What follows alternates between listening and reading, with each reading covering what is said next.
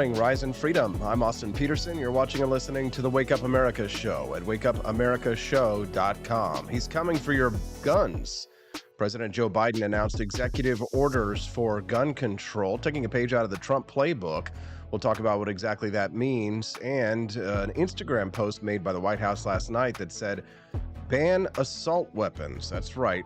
We're going to discuss the implications of that at the top of the show this morning, and why the reality is that there are very few actual friends of the Second Amendment, even amongst Republicans.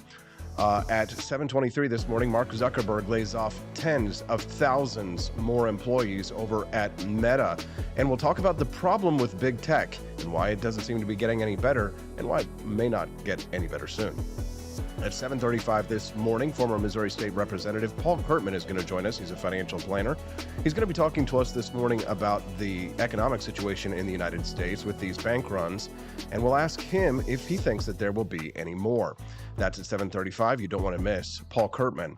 At 7:51 this morning, I'm going to set up the interview with Judge Andrew Napolitano by talking about the proposal in San Francisco to give every black person $5 million. In reparations. Yeah, they're serious. They're just seriously stupid. At 8 o'clock this morning, Judge Andrew Napolitano will be joining us to talk about that, and we're also going to talk about the basically just cancel culture in general. At 8:30 today, we'll talk to Daniela Pensack, our favorite Turning Point USA field coordinator, about a new poll that says that Generation Z thinks that women's rights have gone too far. But of course, before we start, I have to say a great big happy birthday to my wife, Stephanie, everybody's favorite smoking hot redheaded libertarian girl, right? Exactly. Happy birthday to my beautiful wife, Stephanie. She's beautiful, she's sweet, she's kind, she's feminine, she loves animals, and of course, she loves liberty, and least of all, she loves me. Well, at least most of all to me. Happy birthday, Stephanie. We're so grateful to have you in our lives. I know that I can speak for the whole Cantina crew and everybody in our circle of how much we appreciate you and your kindness and your support and your love. And of course, I look forward to building a family and a life with you in the future. So happy birthday to Stephanie. For those of you who might be asking how old she is, all I could say is that number one, she'd make a much better president than me. And number two, she's constitutionally able. so, so for those of you who have read the Constitution, you might know what we're talking about. Very few people might know.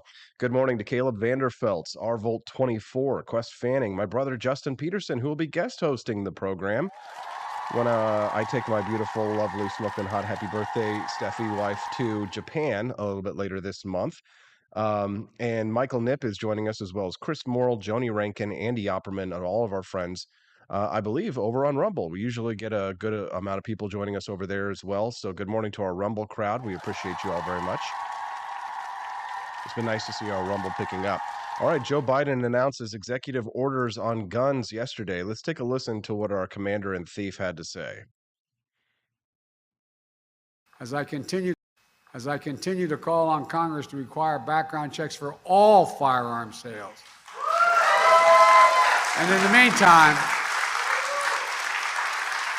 meantime, my executive order directs my Attorney General to take every lawful action possible to move us as close as we can to universal background checks without new legislation. As I continue to call on Congress to... I mean, don't you just love it when they actually take the mask off and show you the reptilian underbellies here? So the president says that he's moving towards universal background checks, which when you hear something like that on the surface, you're like, well, wait a minute, don't you have to have a background check to be able to get a gun here in the United States? Yes, if you go to a gun store and you want to purchase a firearm, there is an FFL that you have to fill out that does a background check if you want to be able to do a gun purchase. But let me ask you something. Let's say that your dad, or let's say your grandpa served in World War II and he was lucky enough to be able to, bring back his M1 Garand or his M1 carbine, and he wants to gift it to you, and say he killed, 20 or 30 Japanese soldiers on Iwo Jima, and he wants to give you some of the guns that he collected and brought back. Should your grandfather have to do a background check on you in order to turn that firearm over to you? Should you have to have a background check done if your father gives you his hunting shotgun? Should you have to sit there and say, well, gee, Dad, have you got the FFL form for me to fill out? I want to make sure that I do a background check, Dad, before you take me out hunting in the field. How stupid can you be? The Second Amendment is the only constitutionally guaranteed right that you actually have to essentially have a permit to be able to exercise here in the United States. It's unconstitutional, it's illegal, and it's immoral. Can I get a hell yeah and an amen? And look, may I remind the president that he is still under the title of public servant. And the last I check, I don't ask the hired help for their opinions about my rights. Can I get an amen? They work for us. We don't work for them. And let's hear what former Ambassador Susan Rice had to say yesterday about the president's moves on assault rifles, or essentially your semi-automatic rifles, the ones that you might use for hunting every year. Take a listen to this. Obviously, the most important thing that could happen to stem gun violence in this country would be for Congress finally to pass long overdue legislation to make background checks universal, to ban assault weapons and high-capacity magazines, to hold the gun industry accountable and take away its unique immunity from liability, and many other legislative steps. So pause there for just a moment. She's an idiot. Ambassador Susan Rice says that the thing that we need to do to stem the things that would work to stem gun violence, universal background checks, because everybody knows that criminals who steal guns always make sure that they get their background check done before they go and they steal a gun from somebody and use it in a crime, right? But let's continue on to her second point here, where she says, again, let's hear what she says. Obviously, the most important thing that could happen to stem gun violence in this country would The most important thing that could happen to stem gun violence in this country. The last that I checked, the majority of gun violence incidents occur with handguns, not with what they're calling assault weapons. Which, again, I know that the gun community gets really angry whenever any pro-gun person calls them assault weapons or assault rifles or things like that, because assault is, is an action. It's not a type of rifle, and that's somewhat correct because for a long time, even since the 1960s, the term assault rifle, the actual term for assault rifle, I don't want to go down the historic rabbit hole, even though for me it's like really fun. The actual term of assault rifle is the Sturmgewehr, the STG-44. If you go back to the original, the very first assault rifle, the Storm rifle, as it was called, it was the Nazi rifle from 1943, 4, and 5, I believe they made the Sturmgewehr. The STG-44, anyway, you can look that up. And that was the assault rifle. But so from then until today, the actual definition of an assault rifle was one that was capable of select fire. Essentially, it had a detachable magazine and was capable of select fire. None of the AR-15s that are sold in the commercial market today are assault rifles because they can't fire fully automatic. Now, I just want to say that I absolutely believe that every citizen ought to be able to go and purchase a legal fully automatic rifle. You ought to be able to go into a gun shop, and be able to buy an STG-44 from World War II if you wanted to. There's an interesting little economic problem that exists now because of the gun legislation passed by Republicans like Ronald Reagan and others, where you can't really purchase modern assault rifles anymore unless you have a certain type of a license. But none of the guns that are commercially available here in the United States today fit the actual definition of an assault rifle. Can you get your hands on an assault rifle? Sure, if you're rich. And that's how it's always been. Back when the first major gun control law was passed here in the United States, the Gun Control Act of 1934 by Franklin Delano Roosevelt, they created the National Firearms Act, and the National Firearms Act essentially put a $200 tax stamp on guns, and this was in response to gang violence in Chicago, of all places. Oh, Chicago, that bastion of peace, that city of, well, I guess brotherly love is Philadelphia. What the hell do they call Chicago? Nightmare on Earth, hell, Iraq, the second Chirac, I guess is what they call it. Democrat run city, by the way, Democrat controlled, Democrat maintained, and you could just as easily blame the violence on Democrats as you might on guns. A gun is just a tool, for example. But going back to the National Firearms Act of 1934, they've always just essentially tried to make it so expensive to be able to purchase these guns that you wouldn't even engage in it anyway. Because when the National Firearms Act was passed, it was a $200 tax stamp, and that price never changed to be able to buy a Tommy gun or whatever it was. Just understand that the mob violence that Al Capone and others engaged in, they were using submachine guns, Thompsons, that were developed for World War I and then eventually used by American soldiers, GIs, in World War II. And they wanted to prevent those from being able to be used here in the United States. Calvin Coolidge, though, never made any of those kinds of distinctions. And of course, he owned a Tommy gun himself, which you can see in a great video that I made here on my YouTube channel, Guns of the Presidents. You can see Calvin Coolidge's special. He loved him. He was, they called him Silent Cal, but he liked his guns loud and fully automatic. If you're just tuning into the Wake Up America show, I'm Austin Peterson, and we are talking about President Joe Biden's moves on our guns and gun control. But the funny thing is here when she says that, if we were to, if we really want to stem gun violence, that we need to ban assault weapons, which of course wouldn't do anything to stem the actual violence, because the violence occurring in democratic cities is mostly being done by handguns. See, they're not going after handguns because they don't really actually care about using data or statistics or facts to be able to try and reduce gun violence. If that were the case, they would have to look at some of the socioeconomic factors that might actually be at play here, and that might touch a little bit of the Democratic voting base, that might actually cause a little bit of harm to their voting base, which would be the kind of thing that they don't want to touch. Instead, they want to go after they want to go after a different demographic.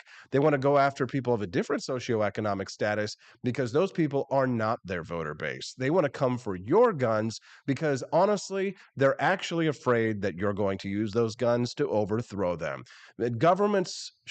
People should not fear their governments. Governments should fear their people, and they are afraid of you. And I'm glad that they're afraid of us. I think that Joe Biden and Susan Rice and all of the little friends over there, the Democratic Party, and all of the Republicans who agree with them should absolutely be terrified of us. I have to say, it might be my wife's birthday, but I might just buy myself a little post-belated birthday gift. Today would be a great day to buy a gun, or 3. How about 1 for my lovely wife and 2 or 3 for myself? For every 1 gun that I buy for someone else, I will buy 3 for myself. And now you know that I'll stick myself to it, because of course, what did I get banned on Facebook for saying back in 2018?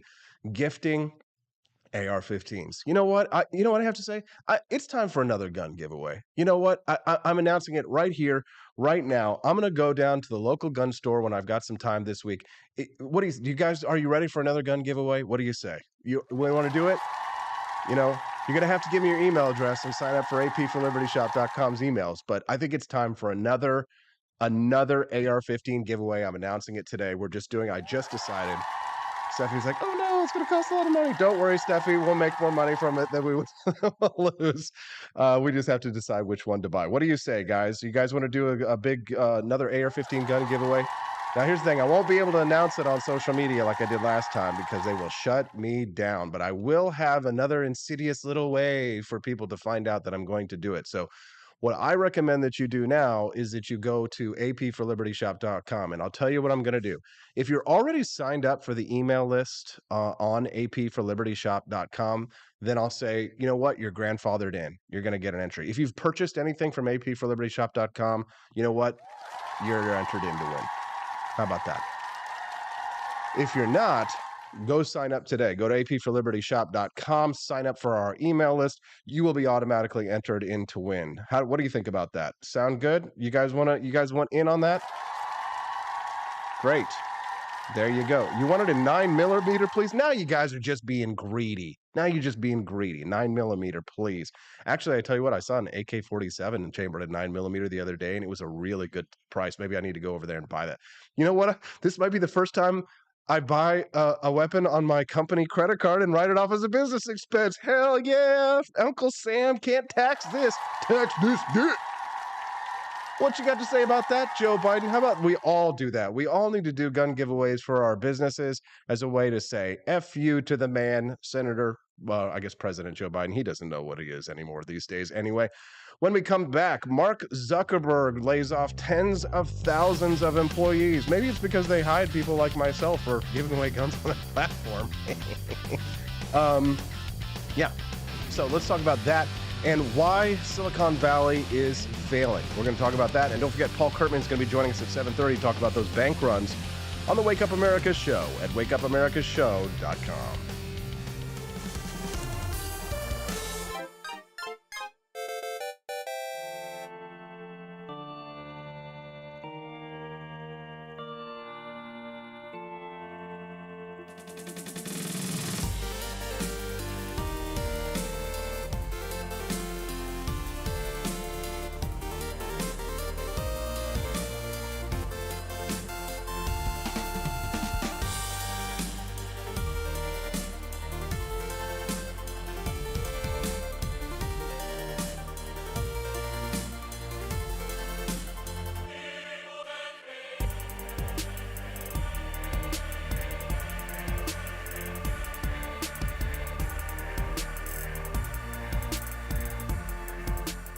I like shooting things, but whenever I can't shoot something, I like to cut things. My life isn't all about shooting and stabbing and cutting, though. Sometimes I have to do actual work, but when I work, I still like to have fun.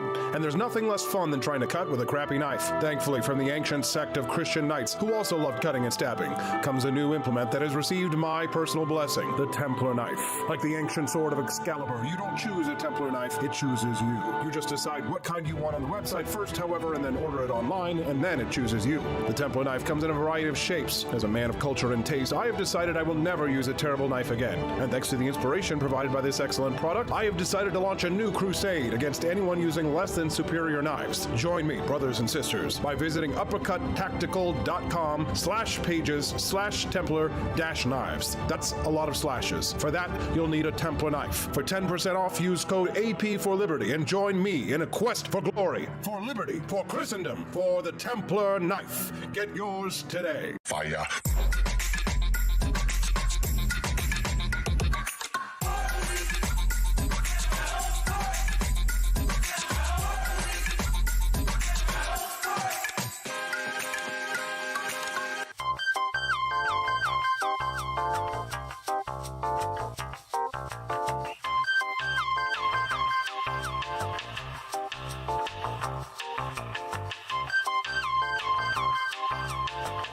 Hello, this is Barack Obama, and let me tell you why Austin Peterson stinks, and you should never pay attention to anything that he has to say. First of all, he's a libertarian, and we all know libertarians are idiots. They don't realize how important government is to everything that we do. I recently became aware that Austin has opened up a libertarian shop at apeforlibertyshop.com. Now, I'm asking you as a personal favor to me that you never ever visit apeforlibertyshop.com. With all of the great Liberty merchandise there, the last thing that we need to do is to get people spreading this message around the country, because then they might start thinking that they don't need government. And that's the last thing that good Democrats like us want. So if you love democracy, like me, and hate freedom, then don't visit AP for Liberty Shop. Like I said, whatever you do, do not visit aporlibertyshop.com. I'm Barack Obama, and I approve this message.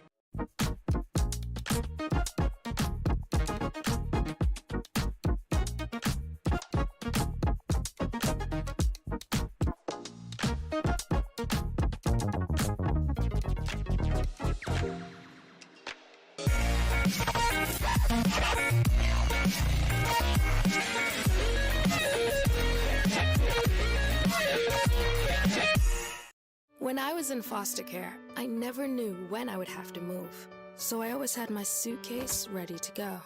Then one day, I was adopted. My new parents opened their hearts and home to me. My parents cook my favorite breakfast for me every morning. My parents take me on trips I never thought I would go on. They gave me a home and an even better reason to use that suitcase. My parents aren't perfect, but they're perfect for me. I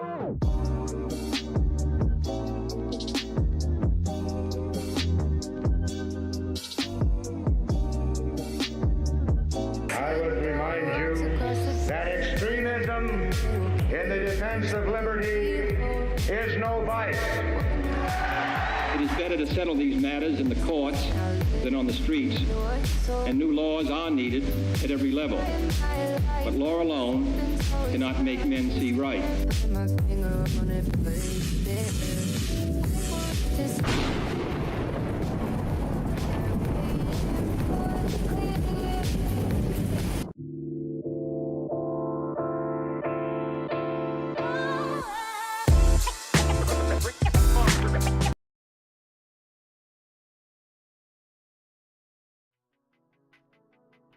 All right, sorry I was a little late coming back there. I was shopping for my firearm for the gun giveaway. Nice to see you. How are you doing?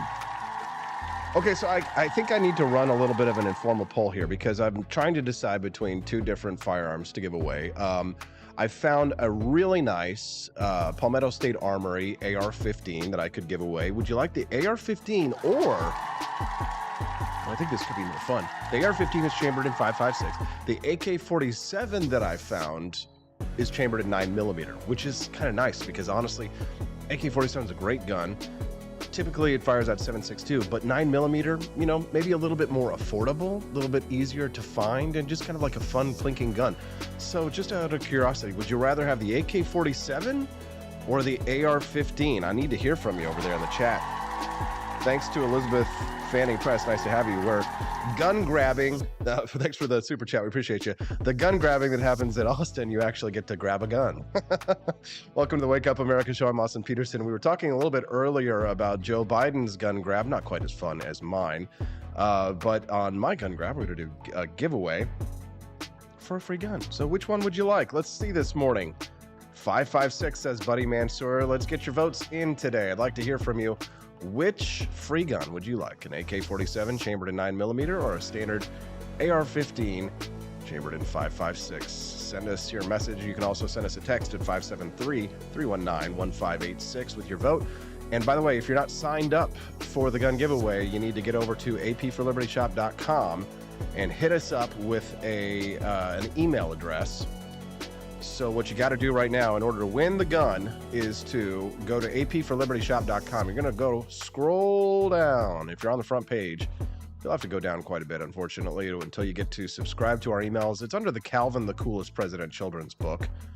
Subscribe to our emails and put your email address in there, and then we will get you signed up for the gun. Of course, if you make a purchase at apforlibertyshop.com, then you're automatically entered to win, and absolutely.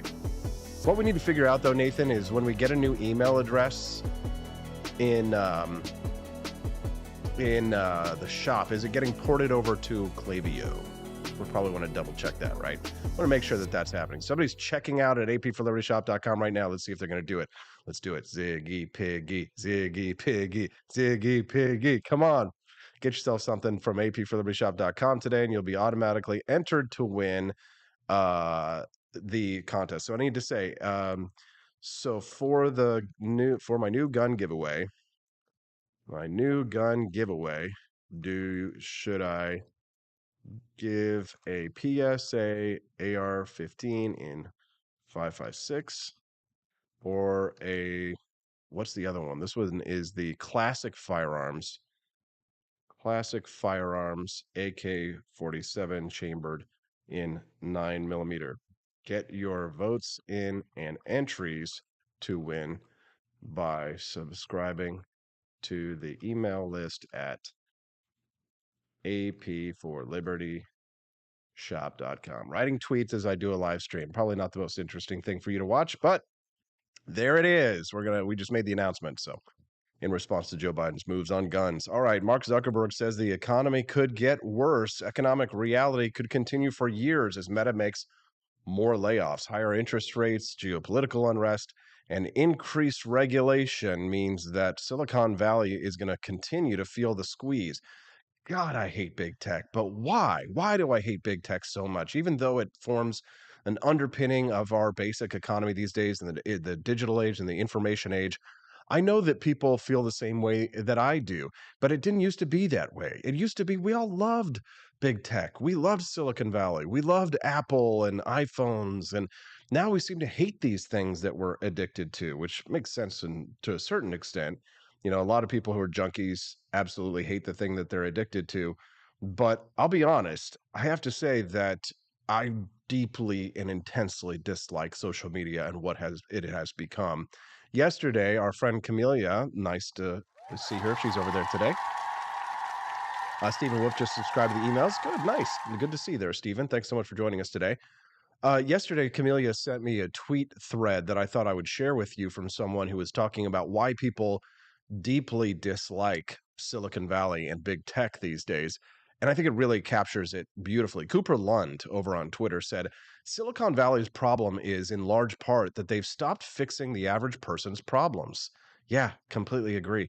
He says that tech hasn't improved most people's lives in a noteworthy way in over a decade and has made an awful lot of people's problems much worse. Yeah, I got to say that, especially on the mental health sides. They used to make our lives better rather than worse. Quest, yes, exactly. Thank you. He says that most people outside the valley can see this decay, just not just in a lack of new services, but also in the rapidly declining quality of existing services, like how Google is now basically unusable. Google search anyway. Have you noticed that? Whenever you go to Google something, how you have to scroll through pages of ads to be able to find what it is that you're actually looking for. And even then, it's not necessarily the best result. Honestly, now I use ChatGPT to do some basic research on things that I would have used Google for earlier. Microsoft, of course, owns ChatGPT, but still, artificial intelligence is superior to Google search, in my opinion. I'd love to hear from our listeners this morning. We announced a gun giveaway today, which I'm not allowed to post about on most social media platforms. I could probably get away with it on Twitter because Elon Musk runs that bitch now. But Meta, Facebook, Instagram, and all that stuff, you won't see any postings about that. So you're going to want to go to apforlibertyshop.com, sign up for our emails. You'll have to scroll down on the front page to find it. And on any of the product pages, typically it's a lot easier to find the email subscription. But sign up for our emails and you'll be entered to win. Of course, if you make a purchase at apforlibertyshop.com, then you absolutely are entered to win that way. So it looks like a few people are heading over to the shop for that. I wonder why. Everybody wants a free AK-47. I think the AK-47 is winning. That's what I can see, at least from the comments over there, that more people want an AK-47 chambered in 9mm than they want the AR-15. A lot of people have AR-15s, but who's got an AK-47 9mm? Not a lot of people.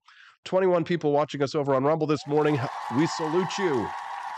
What do we call you? Rumblers?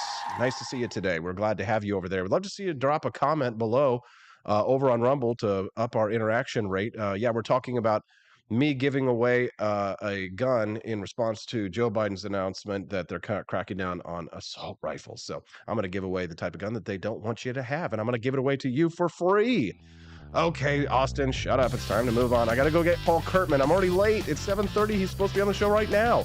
Okay, I'm just going to go to a very brief commercial break. Let me go get Paul Kurtman so I can talk to him about these bank runs. And if you have anything else to worry about when it comes to the economy, we'll be right back on the Wake Up America Show at wakeupAmericaShow.com. Want an engaging website to boost your business? You're just a click away from 5-star Fiverr talent. Hundreds of freelancer skills like web design. Head to Fiverr.com today and get something started. American conservatism is distinct, like America is distinct from the United Kingdom. American conservatism's roots comes out of the Wild West, out of pioneerism. The difference between American conservatives and European conservatives is that Americans are cowboys. We are that God, guns, gold, and girls. It's wild here. And we should stay that way. We shouldn't allow a European version of conservatism to come and infect us here. We like it wide open spaces here, deep in the heart of Texas and all that.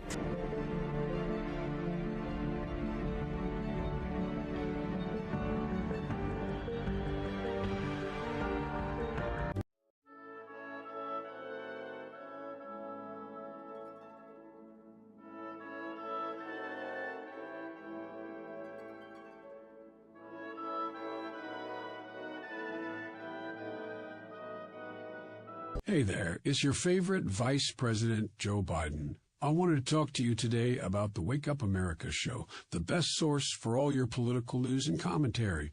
But before I get started, let me just make sure I have all my notes in order. Okay, where was I? All right, the Wake Up America show. It's a great way to stay informed and make your voice heard. Boy, what was I saying again? Oh, right. The Wake Up America show. It's important that we all stay engaged and knowledgeable about what's going on in our country and, the thing. But hold on, where was I going with all this? Oh, yeah. The Wake Up America show. It's a fantastic resource. And if you really want to make a difference, man, you can sign up to be a monthly donor at wakeupamericashow.com/support. Now, where was I?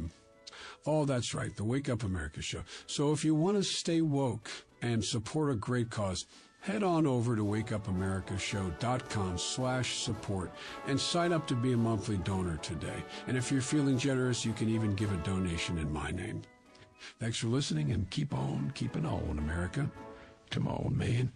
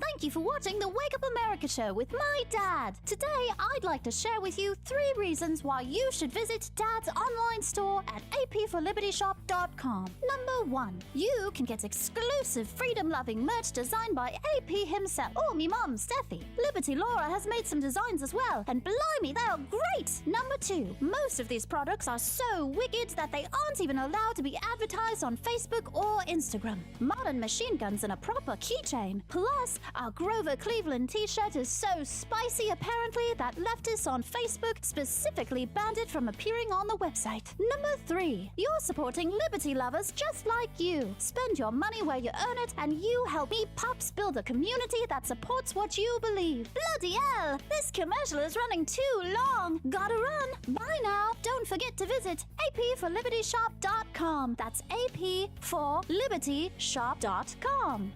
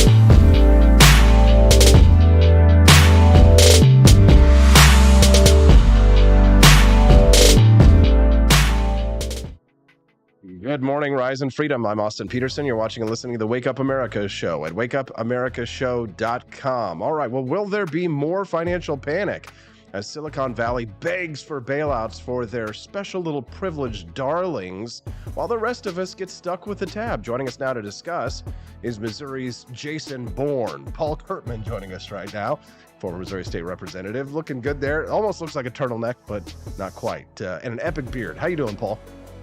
I'm doing pretty good, Austin. Good to be with you again. Paul Kurtman is a former Missouri State Representative. Like I said, he's also a U.S. Marine, once a Marine, always a Marine, Semper Fi. Real quick, Paul, I was just talking a little bit, telling you about how I'm giving away an AK-47. Would you like to respond to President Joe Biden using executive orders to, I mean, he said specifically to not have to create any new legislation for universal background checks. Do you have a take on that, Marine? Yeah, well, first of all, as Marine, I took an oath to a constitution. It's basically the same oath into the same constitution that President Joe Biden took his oath to. And the whole point of the Constitution is to not give a single person that much authority and that much power. Opening words of the Constitution, the binding part says all legislative power is vested in Congress. So Joe Biden is doing exactly what the founding fathers created the Constitution to prevent people from him being able to do. The second thing is it's just not going to happen. He can sign as many executive orders as he wants. He can create buyback programs without any type of outright gun confiscation program. He's never going to be able to achieve his intended desire and purpose. And I don't think we're ever going to get to that point. And if we do, there's just too many guns in the hands of too many Americans to even pull that off successfully. So I think it's just one of those things that it's an exercise in futility. It's just not going to happen. And shame on him for trying to do it. I wish Congress would hold him accountable. There's things that they could do if they would not delegate out all their power. But, I'm not holding my breath, though. Paul, the president has also said that the bailouts of these banks, or they call it the guarantees of the deposits at the Silicon Valley Bank, Signature Bank, and others that have collapsed or been shuttered in recent days, that won't be a burden on the U.S. taxpayers. Is that true? It's not likely to be true. I think it's going to be a burden on the taxpayers because any type of bailout, that money's got to come from somewhere. I do think that it's important to distinguish bailing out the bank versus bailing out the depositors. Bailing out the depositors is kind of a de facto way to bail out the bank. But when you look at what happened with SVB, the bottom line of the whole situation is these banks, whenever they take your deposits, they loan that money out to other people.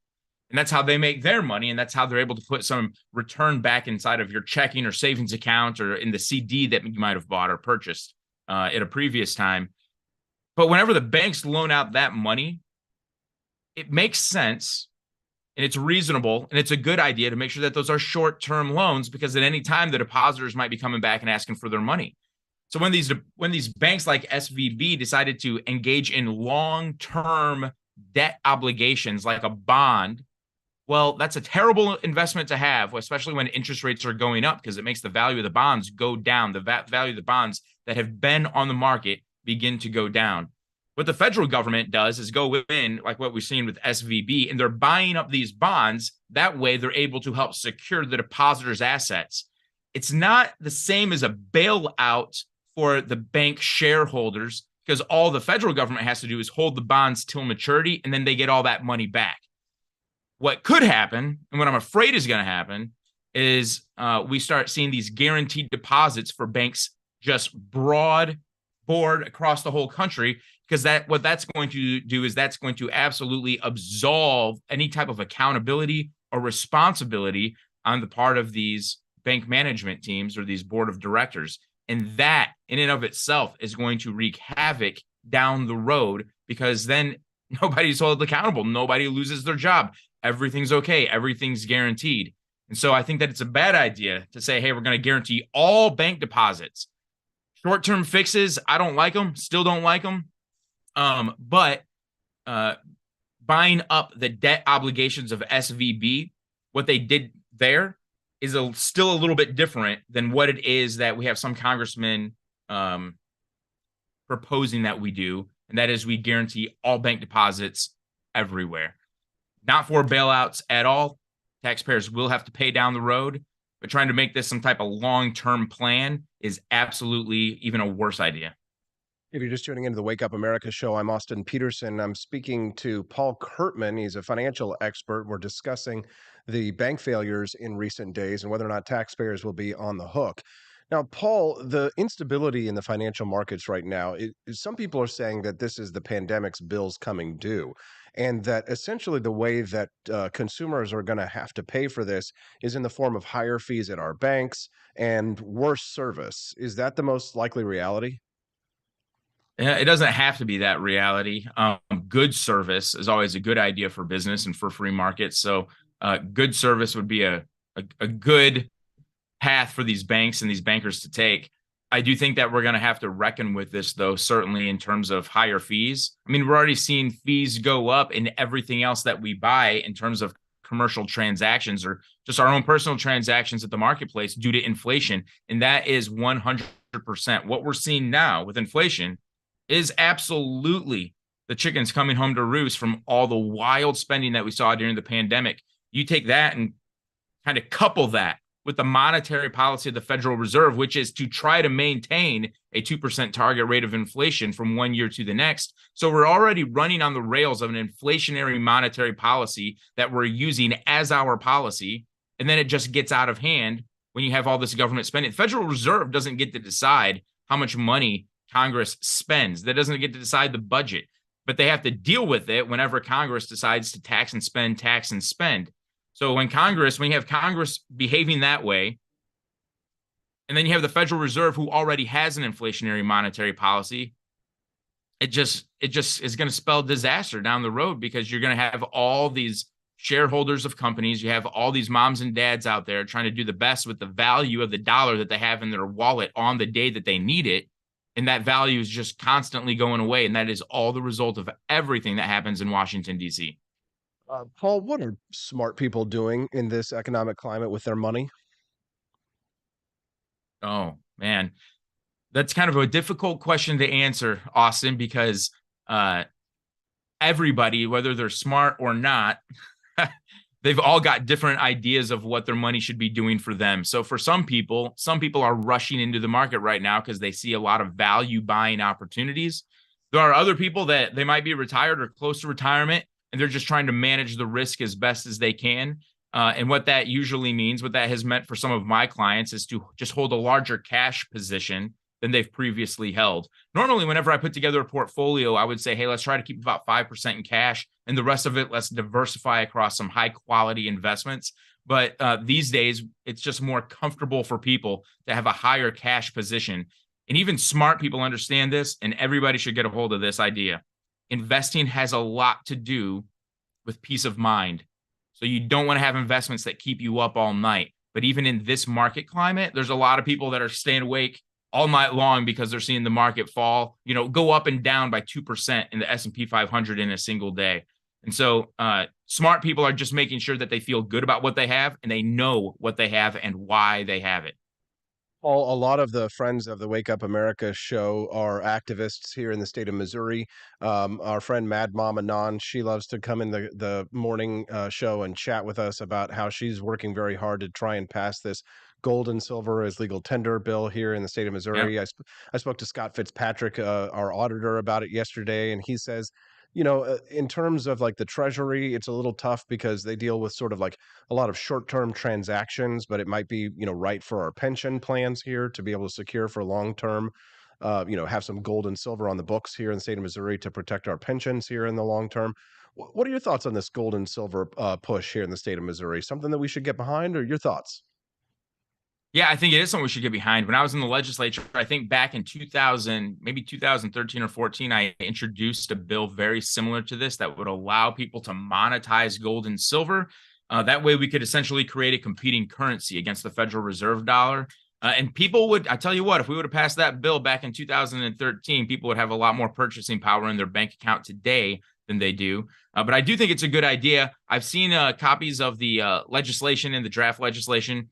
And there are some things that are going to have to change because Scott Fitzpatrick is right. Holding gold and silver, you run into some issues. First off, it's very volatile also. Over time, it's good, but it also has some moments of severe volatility as well. I think back around 12 or 15 years ago, we saw silver move from like $13 an ounce to $52 an ounce and then back down to $12 an ounce. And we saw all that play out in just a couple of years.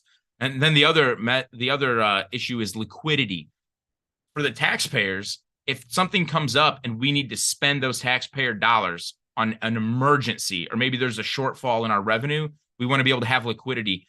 Finding liquidity with gold and silver is a little bit more difficult. So it's just going to be a matter of trying to come to an agreement on how we shore up those two issues if we're going to be holding gold and silver. But I do think it's a good idea that the state allow people to be able to monetize their gold and silver. That way they can essentially kind of create that competing currency with the Federal Reserve dollar. We've seen other states go down this road and try this before. I think Utah might have actually passed legislation to do this, but we also see these types of competing currencies in other countries in Europe, like Switzerland, where it's actually fared very well for them. And it would be a good idea for us to take a page out of their playbook. I like that. Boy, that's a great idea. Paul, boy, you've always got such great insight. Is there anything else that you would like to share with our listeners before we let you go today? Hey, no, I don't have anything more that I can share, but I'll tell you what, if any of your listeners want to continue this conversation, or if they got any questions for me, I just want to be available and accessible. So people can go to prkurtman.com, and any email that they send through that website will go straight to my cell phone, so I can always be available and accessible. But I know that the markets are rough on people this time of, not just this time of year, but this time of what's going on in our country and in the globe. And so if people want to reach out and ask me any questions about their portfolio, I just want to be helpful. I'll just try to give them the best insight that I can to help get them on the right track if they need it. He's a great financial planner, and he's a great friend of freedom, Paul Kurtman. Thank you very much for your time today, Paul. We appreciate you. Thanks, Austin. Thank you very much. All right. Well, you heard the man. There's a really difficult time right now to determine, what you should do with your money. Now, I have been making recommendations to you for some time about buying gold and silver from my friends over at Lear Capital. Isn't that a great segue? Perfect segue. Right? But the fact is that it's a good time to buy gold and silver. Listen, you know that the Federal Reserve is going to continue to pump cash into this economy. They're not. What do you think? They're going to just stop? Right? Inflation is running hot. That's the latest news today.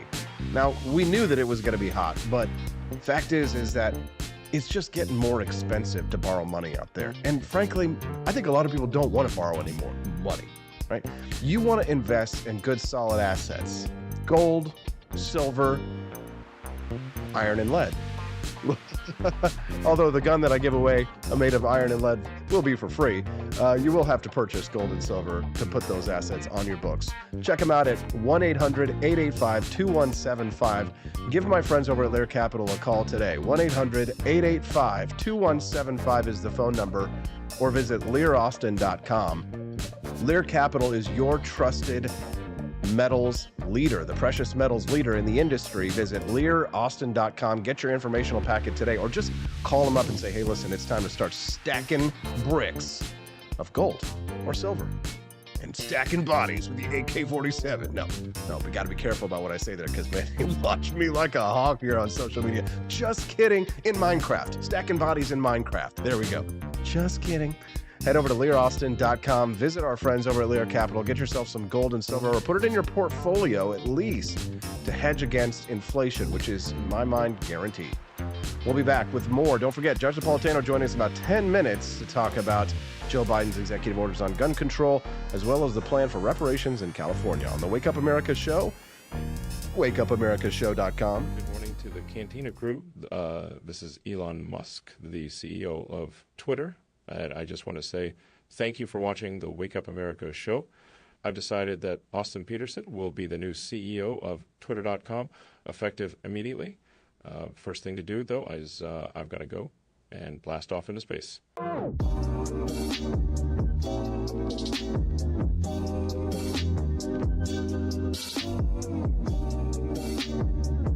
If there wasn't going to be somebody who was a fiery champion of liberty, somebody who would get out there and who would be aggressive, and if they wouldn't do it with more fire or passion than I had, then I would go and I would fight this battle for us. I've fought for the principles that we all share.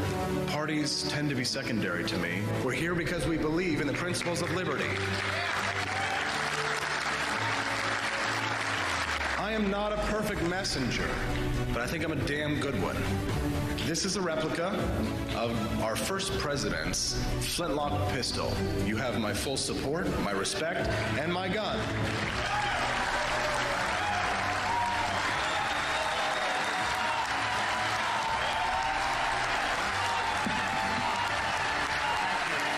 I think that at the heart of my philosophy is much more libertarianism than well, that's the fashionable word these days, I guess. A conservative is no longer just that. He's a libertarian. And always has been.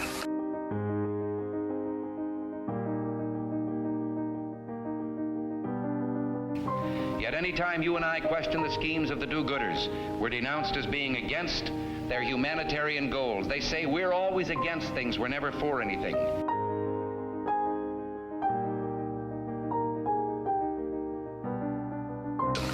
And what is fascism? Fascism is private ownership, private enterprise, but total government control and regulation.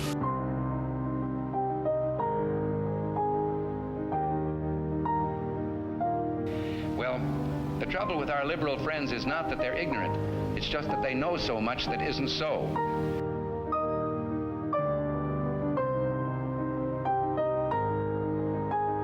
If we lose freedom here, there's no place to escape to. This is the last stand on earth.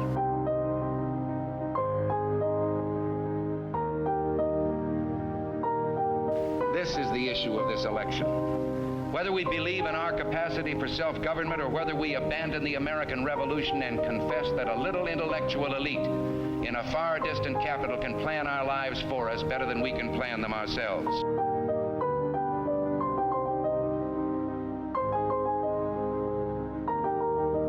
The conservative, so-called, is the one that says less government, get off my back, get out of my pocket, and let me have more control of my own destiny.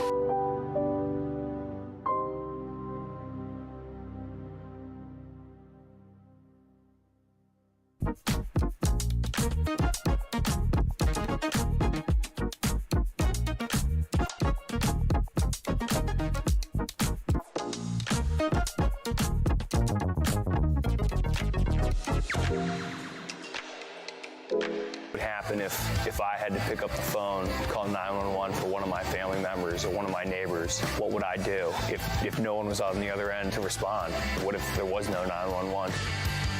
So you can be a part of the solution. Anybody can be a firefighter. Male, female, younger, older. We have school teachers. We have leaders in business. Is me, you, anyone that wants to be. There is no typical firefighter. Do you hate the deep state? Do you reject the Antichrist in all his ways? Do you believe that aliens controlled LBJ to assassinate John F. Kennedy? Did you know that the shot can put chemicals in you that will make you more sensitive to 5G? Do you love America? Do you want more freedom? Do you like smoking hot red-headed libertarians? Then the AP for Liberty shop is for you! Check out all the awesome new merch and have a happy new year! Fight the deep state, reject the Antichrist! Visit AP for Liberty shop and get your patriotic merchandise now, or the deep state wins!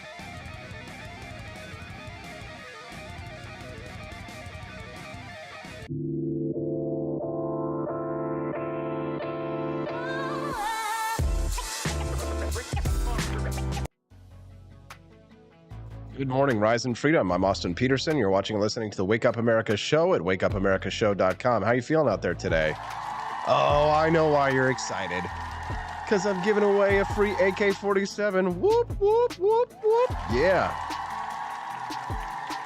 Joe Biden and Democrats this morning on hearing of my gun giveaway would be like, oh, yes, they're not happy. They're like, yes.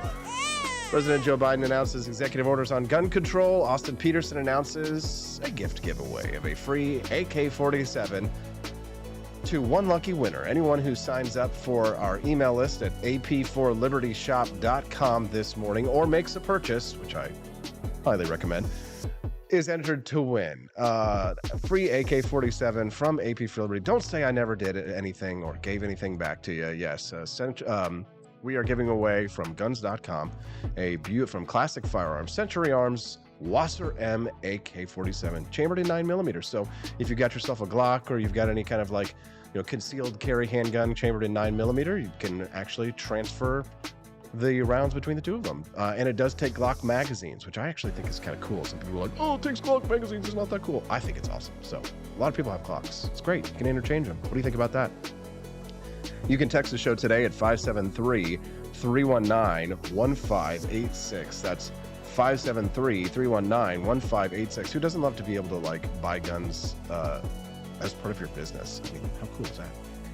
Let's see. Moving on. We've got Judge Napolitano joining us here in just a few minutes. I had this topic I was going to talk to you about. I'm going to basically introduce it to you about how San Francisco has proposed $5 million per black person, eligible black adult, the elimination of personal debt and tax burdens, guaranteed annual incomes of at least $97,000 for 250 years, and homes in San Francisco for just $1 a family.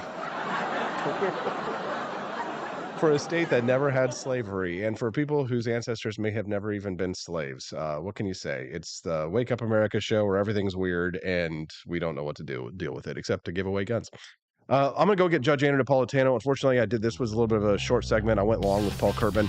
I'm not going to do the full-length commercial break. I'm going to make it short, but I only go behind the commercials, not because I necessarily want to say stuff, but because I need to go and get the judge and set him up. So let me go do that. I will be right back, and we'll talk to the judge about these gun control orders as well as the proposal for reparations in California on the Wake Up America show at wakeupAmericaShow.com. Donald Trump and I approve this message.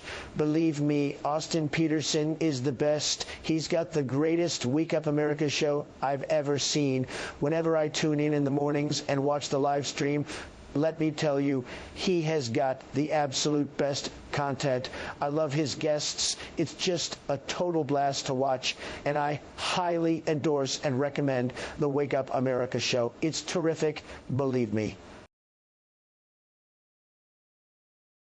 Step right up, ladies and gents, to learn about the coolest president yet. He's not just any old prez, he's Calvin Coolidge, and boy oh boy is he different from the rest. He was quiet as a mouse, but don't you underestimate his power. He knew how to handle money, and he didn't waste an hour. He cut taxes, lowered debt, and balanced the budget with ease. No wonder the Roaring Twenties brought such prosperity and peace. But don't take my word for it. Grab a copy of Calvin the Coolest President and see for yourself. It's a children's book that'll make you smile and help your little ones learn about wealth. You can find it on Amazon Kindle or get your hands on a paperback at apforlibertyshop.com. So come on down and get yourself a copy of the book that's making waves all around town. You won't regret it, so get ready to be floored because Calvin Coolidge, well, folks, he really scored.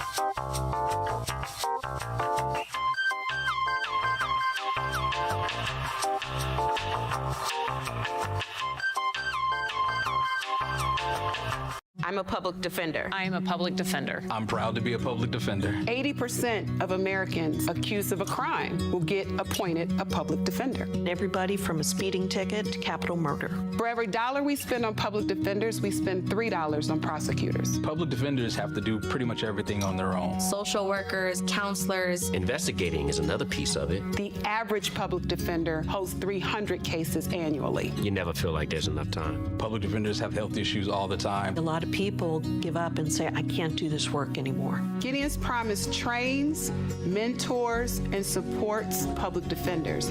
There are a lot of people who say that they would not still be public defenders, but for Gideon's Promise. It's fueled me to continue on in this fight. Gideon's Promise has changed the face of public defense. People see us as troublemakers.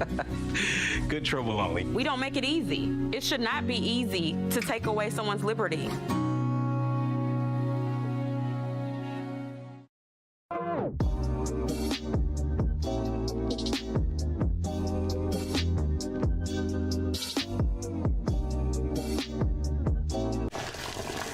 Ever hear the one about the frog?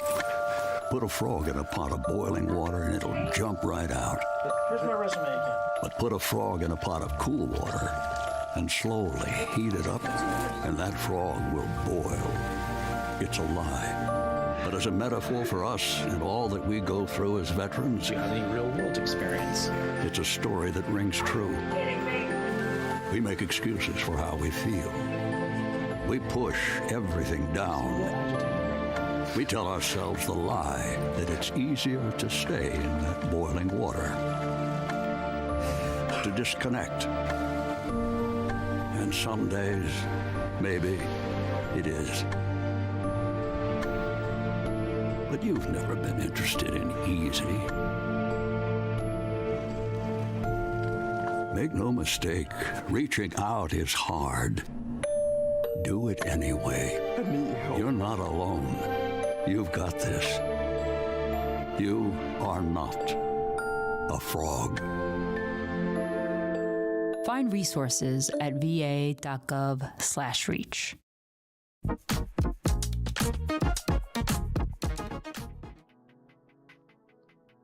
Good morning, Rise and Freedom. I'm Austin Peterson. You're watching and listening to the Wake Up America Show at wakeupAmericaShow.com. Well, President Biden has announced executive orders on gun control, taking a page out of the Trump playbook, who took a page out of the George H.W. Bush playbook, who took a page out of the Ronald Reagan playbook, who... Wait a minute, why are the list of names there, people who enacted gun control, why are there so many R's after their last names? Joining us now to discuss is the Master of Freedom. Maybe Master isn't a good name because it implies that there might be a slave, and he doesn't believe in slavery, he believes in freedom. He's Judge Andrew Napolitano, and he's joining us now. Good morning, Judge.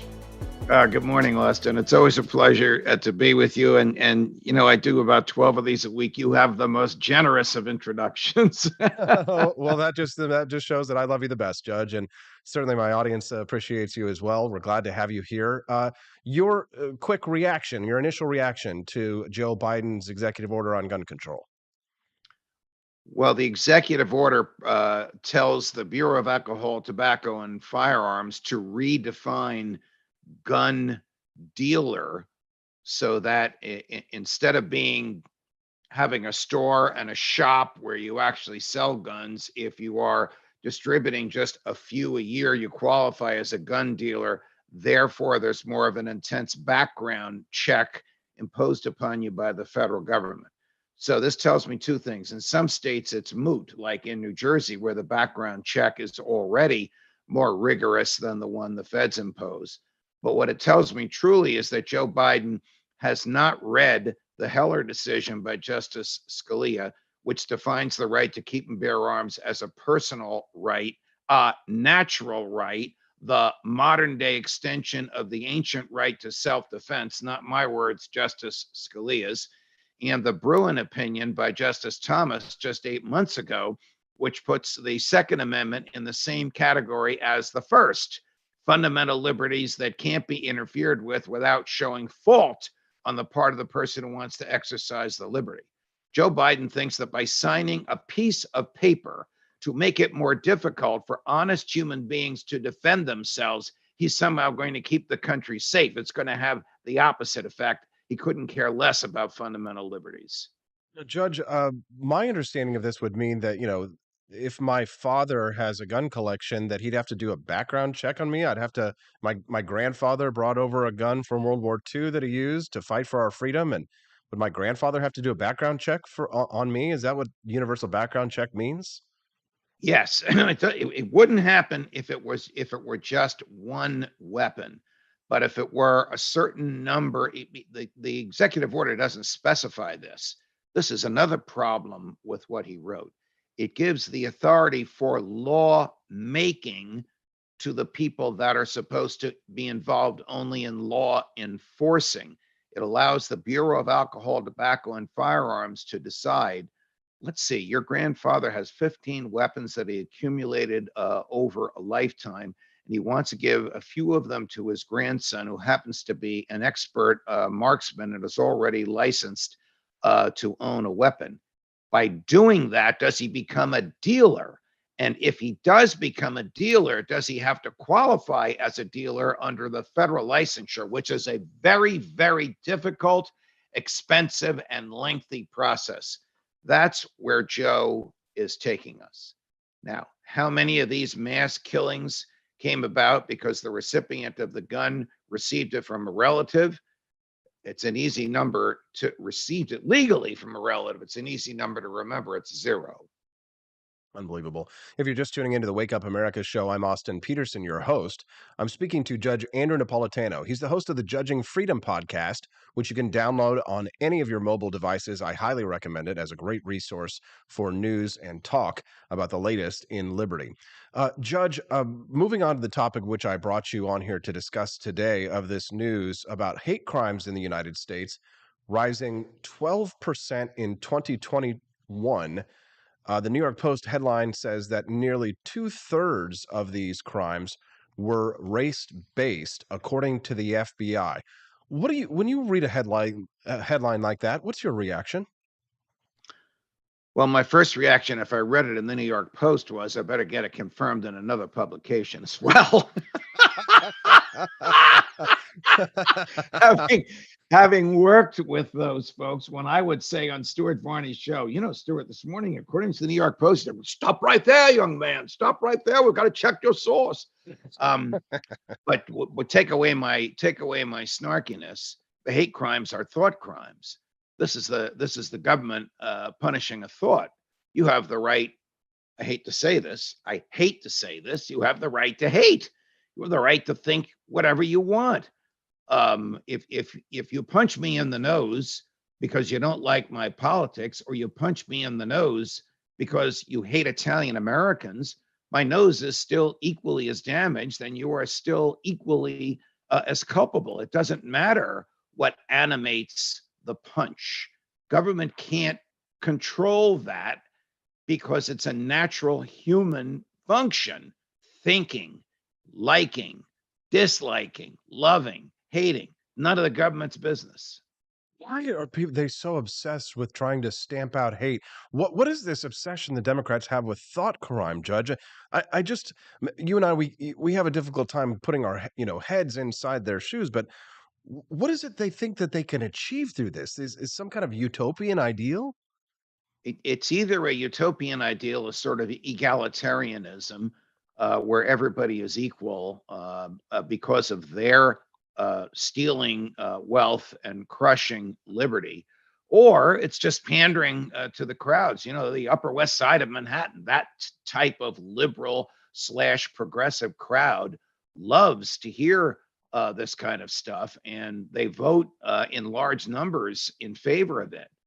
I mean, Joe Biden is going to run for re-election. He hopes as a wartime president, but if that doesn't work, he has a class of people that the New York Post talks about who clearly wanted to do everything he can to eradicate hate. Well, he might as well eradicate thought, because this is just not the government's business. It can't do it successfully. It can't do it morally, but it will keep trying to do it.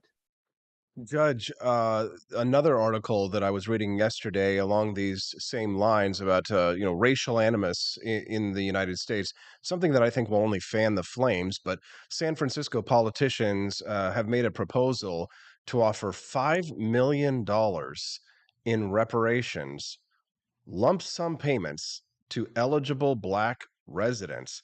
They would dole out guaranteed annual incomes of at least $97,000 a year for $250 a year to an undetermined number of Black citizens. Black families would also be able to buy homes in this city for just under $1. A state that never had slavery, Judge, and whose many of these people whose their ancestors may not have even been slaves. Your thoughts on this?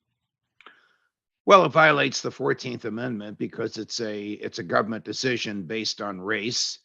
It violates the 14th Amendment because it violates equal protection by giving money to some and not to others. And of course, it violates basic laws of economics. Where is the money going to come from? If they're just going to steal it from the haves and give it to the have-nots, to quote one of our heroes, Hans Hermann Hoppe, that's just more theft in the name of a government giveaway. I just can't imagine this thing surviving even a rudimentary challenge in the courts. Judge, I don't think I've ever made a book recommendation to you before, but if you haven't read this, and I wonder if you would, maybe you have already. Have you ever heard of the book Renegade History of the United States by Thaddeus Russell? I have heard of it from you. You and I have either talked about it on air or in one of our many private conversations on the phone. And it sounds like I should read it because, like you, I'm pretty much a contrarian when it comes to the general accepted version of American history that that the government schools have put into all of our heads. Agreed. Yes. So this book is essentially how pimps, pirates, and prostitutes pioneered American liberty. Yeah, the people who were the lawbreakers or the scalawags, the ne'er do wells, the people who were willing to thumb their nose at authority, how they managed to pioneer American freedom. But this is more of a cultural question, really, than a legal one, Judge. And I'm just dying to hear your thoughts on this one.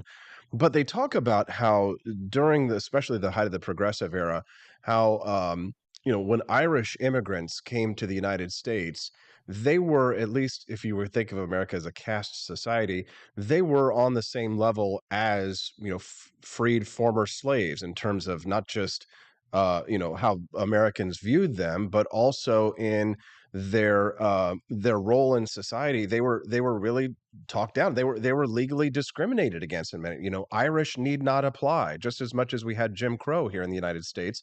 That same level of discrimination was leveled against Irish Catholics, for them being Catholics, for them being Irish. But in this book, Renegade History of the United States, Thaddeus Russell, he sort of explains how by taking jobs in the police force, by paddies and paddy wagons, the Irish managed to distinguish themselves, to assimilate into American society, and to legitimize their culture as a part of American society. It doesn't seem as if African Americans have been able to make that leap, as if there is a sort of an alienation that has occurred with the black race in American society, that I don't know if it's that they feel that they're another or if they still are being treated by another. Maybe there's a blind spot in my mind. But why do you think it is that, the Irish managed to distinguish themselves? Maybe it's just on chance that they are white and that they've managed to overcome those barriers. But why is it that the black race seems so alienated from assimilation where other cultures have been able to? Two words: the Democratic Party. The hierarchy of the Democratic Party, starting with FDR, treating blacks as if they were second-class citizens and needing special legislation and special giveaways. And generations of blacks were raised expecting all of this largesse from the federal government and then eventually from state and local governments. The Irish didn't get that. The Italians didn't get that. They worked their way into acceptance and assimilation into society. Yes, the color of skin may have something to do with it, but much of their second-class status as citizens today was foisted upon them by the Democrats who took advantage of them. A large part of the argument against immigration that our Republican friends make, Judge, is that they argue that people who come here to the United States, specifically illegal immigrants for certain, do not assimilate, that they will vote for the Democratic Party, and that they will be enemies to American freedom and refuse to enculturate themselves into the traditions of Americana that you and I even accept, our Constitution, our libertarian ways, our Bill of Rights, and such and such. How do you respond to an argument like that when a Republican complains about assimilation and immigration? They're really complaining about their own fear of loss of political power, and they're willing to suppress the natural right of someone to travel wherever and however their legs will take them in order for them to stay in power. That's as reprehensible as Joe Biden wanting to kill Russian boys to keep himself in power. It's an exaltation of self over the natural rights that we all enjoy. And I'm sorry to say that some of our dear friends, even some of our libertarian friends, but nearly all of our Republican friends buy this nonsense. And it's a form of American exceptionalism that Americans are better than others. Look, if people are coming here because they want welfare, we shouldn't be giving money away to ourselves or to anybody else. Taking money from the haves and giving it to the have-nots is the root of so many of our problems. FDR, even Ronald Reagan. But if they're coming here because they want liberty and the opportunity for prosperity. That's as good a reason as any. And if they're coming here just because they want to come here, guess what? They have the right to do it under the natural law. You could travel wherever you want. If my cousins in Florence want to live in my backyard, that is none of the federal government's business. Now, Judge, many of your and my close friends would not have been able to pass the immigration test to get in through Ellis Island, because do you know what the very first question was that they asked when you came through Ellis Island? What was it? Are you an anarchist?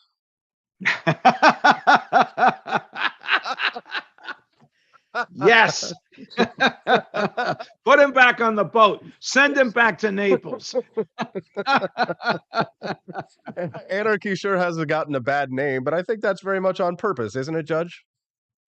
Well, anarchy has gotten a bad name. Who caused all the wars? Who did all the torturing? Who steals all the money under the guise of taxation? Anarchists or the state? The answer is obvious. Unless Judge Andrew Napolitano, who's joining us right now. Can we get a big applause for the judge? I mean, isn't this just the best part of the week on the Wake Up America show? Judge Napolitano and Austin Peterson putting our brains together, mind melding, and talking about the biggest issues. I was talking yesterday, Judge, to my lovely mother-in-law and my wife, who it's her birthday today. Happy birthday, Mrs. Peterson. You're a lucky woman, and your husband is a lucky guy. Yes, thank you very much, Judge. She appreciates that.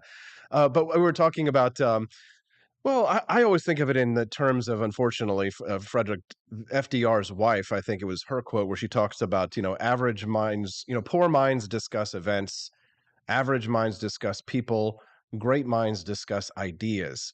And in order to have a successful talk show, I have to discuss, sometimes events and sometimes people when I really just want to talk about ideas, which is why it's such a breath of fresh air to have you on the show, because we always have a news hook, right, in order to discuss an event or perhaps a person.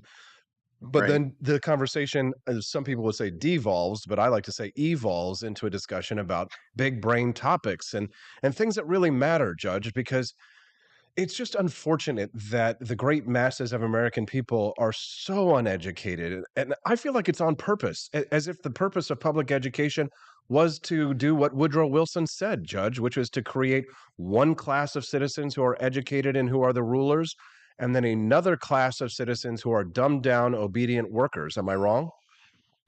You're not wrong. It's one of the great evils in American society, public education. It has no competition. It has guaranteed clients, the students. It has guaranteed income, the taxpayers. That's a recipe for failure. And it indoctrinates people into the government version of things. America is exceptional. The government is good. Abraham Lincoln was a great American who freed the slaves. I mean, all of these typical, traditional, iconic big government views of society that all of us had pounded into our heads by government school teachers on government payrolls have brought us to the cultural morass that we suffer from today. And periodically we have these mini revolutions: the sexual revolution in the 60s, the cultural revolution today, the economic revolution that's coming, all because of dependence on government. Government is at the root of all of these evils, and it's our own fault for allowing the government to take our liberties away from us. Amen. If you're just tuning into the Wake Up America show, I'm Austin Peterson, and I'm speaking to Judge Andrew Napolitano, the host of the Judging Freedom podcast, which you can download on any of your mobile devices. It's a great show and a great resource. Judge, I'm going to test your memory here for a moment. And I wonder if you remember this is the only time that I can think of that where something we had written for the show Freedom Watch on the Fox Business Network was actually pulled from the show thanks to enormous pressure from people that we had been working with. Do you remember what that incident was and what the pressure was and what that controversy was, Judge? I don't. It was the incident that occurred when we were talking about the Pledge of Allegiance that Woodrow Wilson had recommended to American school children accompanying the salute, the Roman Yes. salute, that Yes. they did not want us to air because I believe it was what, the 4th of July or something. We were talking about the Pledge of Allegiance, and you were doing a speech talking about the old salute that was done from American school children. Now you remember. Yes, I do. And my parents, who graduated from high school in 1943, so they were in public schools in the 20s, 30s, and early 40s until World War II, did the Pledge of Allegiance with the arm held out, as the Germans did when they hailed Hitler. It wasn't changed to put your hand on the heart until World War II came along, or a little bit before World War II, when the Nazi menace became a little bit more apparent to those in the United States. But why they wanted to whitewash history, who the heck knows? Why are Republicans so obsessed with demanding school children before they reach the age of attainment, stand up and put their hands over their heart and pledge allegiance to something that they can't understand, or, that they couldn't, that they won't understand until they reach the age of attainment? Why are Republicans so obsessed with this mandatory pledge? It's just part of that control. I mean, remember, the Republicans share almost everything in common with the Democrats. It's basically one big government party. They both love war. They both love spending more money than the government takes in. Neither abides the Constitution. One prefers individual welfare, the other prefers corporate welfare.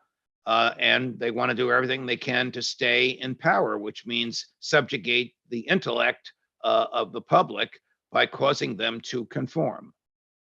Judge, one of the great sort of myths of history that we're taught in our public schools is this idea that the parties switched, that essentially that the old Democrats would be Republicans today, and Republicans today would be Democrats then because of slavery and Jim Crow, et cetera, et cetera.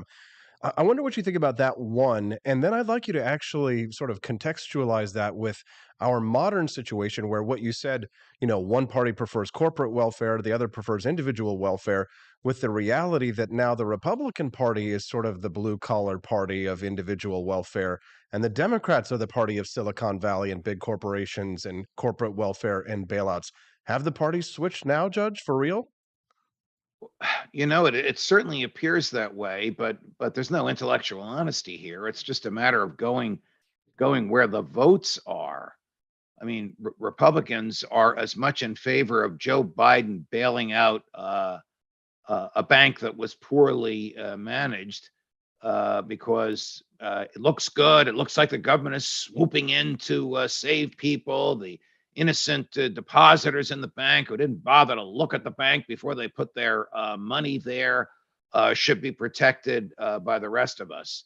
So this is the type of thing that wherever there's votes, or wherever these parties can look good, or wherever they can get boasting power, they will do it. It's not a matter of right or wrong. What does the Republican Party stand for today? Nobody can answer that. There was a time when it stood for free enterprise, minimal government, maximum individual liberty. It doesn't stand for any of those things today. It stands for whatever they think is going to get them reelected and keep them in power. Judge, how can we as libertarians win a sort of military style victory against the enemies of liberty who are willing to pull out all of those kinds of stops, who will do anything to attain power? How can we as libertarians fight a battle when we are, in essence, disarmed from the tools that our enemies use? Questions like uh, Machiavelli's The Prince. His recommendation was that it's better to be feared than loved, because the reality is, Judge, is that people respond to fear much more so than they respond to love. Love being a fickle emotion. They loved us during the Tea Party days, we libertarians. Now they've discarded us, and the people have discarded us and moved on to other ways. How do we sort of, from a tactical perspective, Judge, how can we win a victory against enemies who seem much more powerful and who are willing to stoop to such craven, debased ways in order to attain power? How can we as libertarians hold power so that we might disperse it amongst the people again? Well, I mean, the greatest modern era challenge to the two-party system came from Ross Perot, not a libertarian, but a person willing to challenge the status quo. If we were to combine Ross Perot's zeal with Ron Paul's intellect and values in a human being or a group of human beings who could force the debate, when the people come to recognize that their wealth and their liberty has been taken away from them by the politicians whom they applaud, they will then recognize that there is another way to govern, which leads to far more freedom and far more prosperity and true equality based on the energy of the individual, not the egalitarian impulses of political hacks. But it takes not only the right message, but the right messenger at the right time to stir the right pot with the right debate. Is that 2024? Is it 2028? Is it Austin Peterson? I don't know who it will be, but that's what it will take.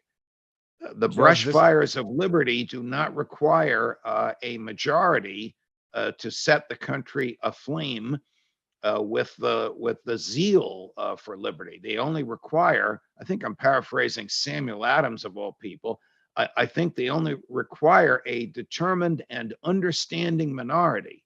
But when the debate is held in a fair way, I'm not talking about Trump calling people names or Joe Biden saying, look what I did for you, when he's really stealing our money and giving it away in our names. I'm talking about somebody who really understands the way the government works, the way the Constitution works, the way the economy works, and explaining it to people so they know what horrors have been visited on them in their name. Then people's eyes will be open and they'll vote for a person who will promise them freedom and deliver it. Judge, this has been an intellectual feast, and with the time I'm looking at right now, I might have been accused of being too gluttonous on this conversation. Will you share with us, Judge? Well, wait a minute. It's Lent. Don't be too gluttonous. Judge, tell me what you're talking about today on Judging Freedom. Colonel McGregor at 4:00 this afternoon, Eastern time. How close are we to World War III? When a Russian jet fighter takes down an American drone over the Black Sea, and everybody yawns. Good gracious. Judge Napolitano, host of Judging Freedom, and the modern day Thomas Paine. Judge, thank you very much for your time. We appreciate you. We will be having you again next week, Wednesday, for the last interview before I go to Japan. So we will see you again next week, okay? You got it. Thank you, Austin. All the best. Thank you, Judge. Have a good one. What did you think of Judge Andrew Napolitano? You can text the show today at 573-319-1586. We'd love to hear from you. I want to talk to you about my friends over at Brickhouse Nutrition. Let me tell you about this magic powder. You'll be like, oh, it's like magic beans. Yes, and it'll grow a beanstalk. And up there, you'll be chased by a giant. And then you will find the hen that lays the golden eggs. No, just kidding. My friends over at Brickhouse Nutrition have created Field of Greens, real organic superfood. I can't eat 6 cups of fruit and vegetables per day. You probably can't either. You don't have time. I'm going to make your life easier here today.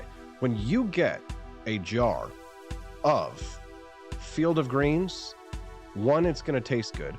2, it's going to make you feel better. And 3, your doctor is going to tell you that your health is improving. And if your doctor doesn't tell you that your health is improving by getting your 6 cups of fruit and vegetables today, important vitamins and minerals, you're going to get your money back. That's correct. There is a money-back guarantee on Field of Greens that you can get 15% off your first order from Field of Greens, 10% off if you decide to purchase in perpetuity if you use code AP4Liberty. I love it. It's delicious. My wife and I like to drink it. We're starting to get healthy. And I'm excited to see what my doctor has to say the next time that I go. And I got to go soon, get a blood draw and do my yearly physical. And I'm looking forward to seeing what the doctor has to say. Boosted immunity, antioxidant power, full serving of fruit, full serving of vegetables in one delicious drink. I recommend the wild berry. That's the one that tastes the best to me. Put it in your water, shake it up nice and cold. Delicious 6 servings of fruit and vegetables, 10 calories. Get your daily servings of vitamins And here's the thing, whenever you eat fruits and vegetables today, a lot of times they don't really have the same kind of nutrients that they used to because of the way that they're grown. Right? So they're not as nutrient dense as they were. So even if you're like, hey, I am eating fruits and vegetables, well, guess what? You might not be getting all of the nutrients that you need in a day. You need to check that out. Google it if you don't believe me. Fieldofgreens.com. Get 15% off if you use code AP4Liberty at the checkout. I'm going to go get Daniela Pensack. You know why? Because Generation Z apparently thinks women's rights have gone too far. Yes, women's rights have gone too far. Generation Z, according to a new poll.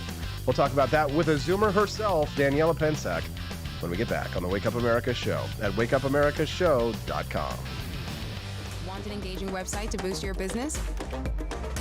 You're just a click away from 5-star Fiverr talent. Hundreds of freelancer skills like web design. Head to Fiverr.com today and get something started.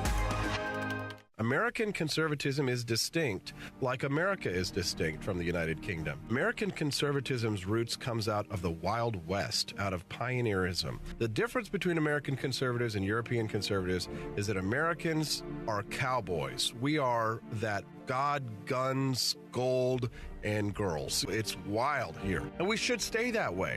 We shouldn't allow a European version of conservatism to come and infect us here. We like it wide open spaces here, you know, deep in the heart of Texas and all that.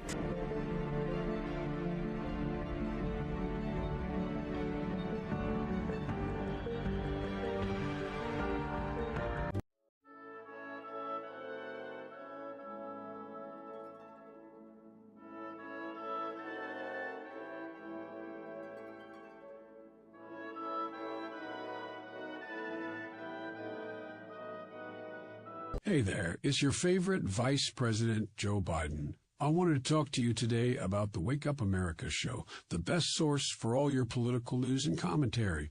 But before I get started, let me just make sure I have all my notes in order. Okay, where was I? All right, the Wake Up America show. It's a great way to stay informed and make your voice heard. Boy, what was I saying again? Oh, right. The Wake Up America show. It's important that we all stay engaged and knowledgeable about what's going on in our country and, the thing. But hold on, where was I going with all this? Oh, yeah. The Wake Up America show. It's a fantastic resource. And if you really want to make a difference, man, you can sign up to be a monthly donor at wakeupAmericaShow.com/support. Now, where was I? Oh, that's right, the Wake Up America show. So if you want to stay woke and support a great cause, head on over to wakeupAmericaShow.com/support and sign up to be a monthly donor today. And if you're feeling generous, you can even give a donation in my name. Thanks for listening, and keep on keeping on, America. Come on, man.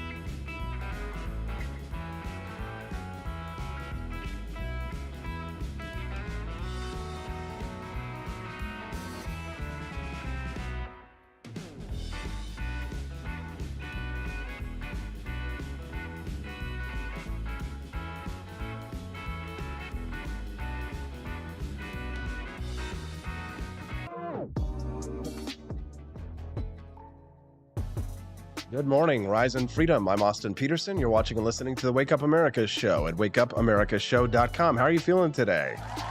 Wow, you guys sound very excited. Studio audience, rock and roll. Oh, I know what it is. You guys are all just super excited for the fact that I'm giving away a free AK-47. Oh, hell yeah. Joe Biden can't ban these guns. He says, I'm going to use executive orders on gun control. So what does AP for Liberty say? He says, Well, go to apforlibertyshop.com, give us your email address, or make a purchase, wink, wink, nudge, nudge, and you'll be entered to win for free an AK-47 rifle. You don't have to make a purchase to win. Just go to apforlibertyshop.com today, and you will be entered to win a free AK-47. Sounds pretty awesome. Chambered in 9mm. Takes Glock magazines. Pretty cool, right? All right, well, let's move on. Generation Z says that women's rights have gone too far. And the article that I read about it seemed to think, well, this was a problem? Let's talk to my next guest. She's a field coordinator at Turning Point USA and a freedom fighter herself, Daniela Pensack. Good morning, Daniela. Nice to see you again today. Yeah, good morning, Austin. Thanks for having me on. Yeah, glad to have you here. I see you've been traveling the last couple of weeks. You went to CPAC and you've been out there just, doing event after event. What's been going on out there? Yeah, so a couple weeks ago, I was at CPAC. It was very eventful, not as packed as the last few years, from what I've heard. It was my first time, though, so I very much enjoyed it. And then shortly after that, I had to travel to Seattle for Turning Point outreach with high schoolers. So that was pretty eventful. It was like back-to-back travel, which I'm not really used to. Well, we're glad to have you here and that you're bright-eyed and bushy-tailed to talk to us today about this next topic. Daniela, what was your response when you saw this poll that I shared with you that said that Gen Z and millennials are apparently taking a step back when it comes to their views of women's rights? What is this poll and what was your reaction? Yeah, I do want to ask people, like, what do we expect when an entire demographic, specifically white men, have been demonized for the last 20 to 30 years? I'm not at all surprised that Generation Z and potentially future generations are responding in this way. And what this really is that it's a response to modern day feminism, particularly the third and fourth wave of feminism, that I think is going to have a negative effect and a negative consequence of women's rights in the future, which makes me think that potentially fourth wave feminism is a psyop. I don't know. But it's doing the opposite effect of what they intend to do. And this is what we're seeing come into fruition currently. So you see this as sort of a reaction to the demonization of men, but I mean, one of the things I read in the poll too, Daniela, is that they feel as if the men have sort of that men's rights have suffered at the expense of pushing for freedom and equality. But the way that the poll, the way that the article was worded, it made it sound as if like this is a bad thing, as if it's not true. I mean, I sometimes, tongue in cheek, like to say things, Daniela, like for women in the United States, equality would be sort of a step down, and it's kind of a funny thing to say. But do you think there might be a little bit of a ring of truth to it? Well, we do kind of see a reaction of that in hiring practices. As far as I understand, employers are trying to look for more women in the workplace, but that, of course, will have a negative consequence of for men in the workplace. So that is, as much as I can understand, would be a practical and real life example of that. And the article, I believe, also referenced the dating pool issue and how men are not wanting to get into relationships with women potentially in the future because of this. I do think that there are real life practical implications for men due to this frequent push for women's rights, but but this will, of course, I think, in the long run, have a reaction to women's rights also in the future, which I'm also concerned for as a self-proclaimed woman. So I am very much concerned for both sides of the aisle. And like I said previously, this really is the reaction and the unintended consequences of feminism, because what it is that it's pushing a further divide between the genders and the sexes. And we really should strive for egalitarianism, if anything. Whether or not that's possible, that remains to be seen, but we should at least try to strive for it. Talk to us about the dating angle there, Daniela, because I had a friend of mine who I was having breakfast with a week or two ago, and we were talking about a family member of his who just, he is the stereotypical basement dweller and he just plays video games, goes home, does his job, then goes home, doesn't really socialize, doesn't seem interested in dating. The dating apps are a nightmare. If you're not the top 10% of males, you're just not going to get a date on any of those apps. So they don't even really try. Is that something that you've heard as well from the other sex? Oh yeah, I have heard that quite frequently, especially when it comes to dating apps. I don't use dating apps myself, but from Sorry, what I've guys. heard is that it's very difficult. Yeah, it's extremely difficult, to get a response on there, especially if you're a guy. Almost opposite if you're a woman. But no, for sure. And there is this like unfortunately for young men, there is this like overwhelming feeling of men not even wanting to try anymore. And I can kind of understand why. I mean, women these days, at least in the West, are quite reactionary and when it comes to this. And but thankfully, from what the article has explained, is that it seems like, well, more so men, but both sexes are now starting to kind of understand and see these consequences and are trying to take into account that this does have practical effects on young men. So one can only hope that hopefully in the future this will change, but there is no doubt like this overwhelming culture of young men that is quite honestly aggressive and hostile towards even the idea of reaching out and bonding with a woman.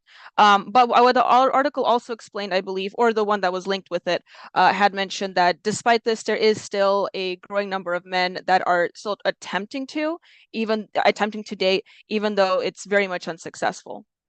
Hi, if you're just tuning into the Wake Up America show, I'm Austin Peterson. I'm speaking to Turning Point USA field coordinator Daniela Pensack. Daniela, we're going to wade into the deep, dark, toxic waters now and talk about double standards in terms of the male female gender divide. In regards to the liberation of males and females from their gender roles, I don't think anyone would argue that women have made progress in terms of their gender, from academia to the workplace, to housework at home, or what it is that women can accomplish. I mean, there's no end to what women can accomplish if you believe the media and believe all of the sort of corporate indoctrination that's coming down from top down organizations. So whether it's from college or whether it's at your office, women can do absolutely anything because they've been largely liberated from their gender roles. I mean, good conservative Republican voting men raise their daughters, send them off to college, get them master's degrees, nudge, nudge, wink, wink, and put them out into the workplace and say, go out there and fend for yourself and compete with men. Now, no, I don't know anyone who would say that that's necessarily a bad thing, other than like perhaps like the most groiper of groipers in the Fuentes group of people who think, or the people who say that women should be put back in the kitchen and be barefoot or pregnant.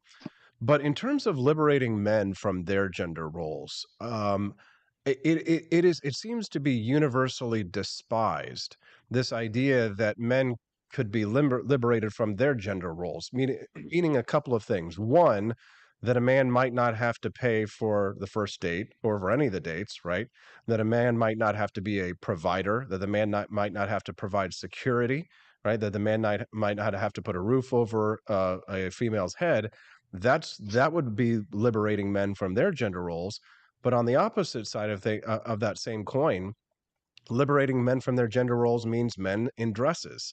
It means men identifying as women or non-binary or non-gender. Again, mostly universally despised. How do we deal with the sort of the double standard of women's liberation, which sees women as empowered, and men's liberation, which sees men as not being required to pay for dinner or provide security, and perhaps wearing a dress every once in a while? Your thoughts?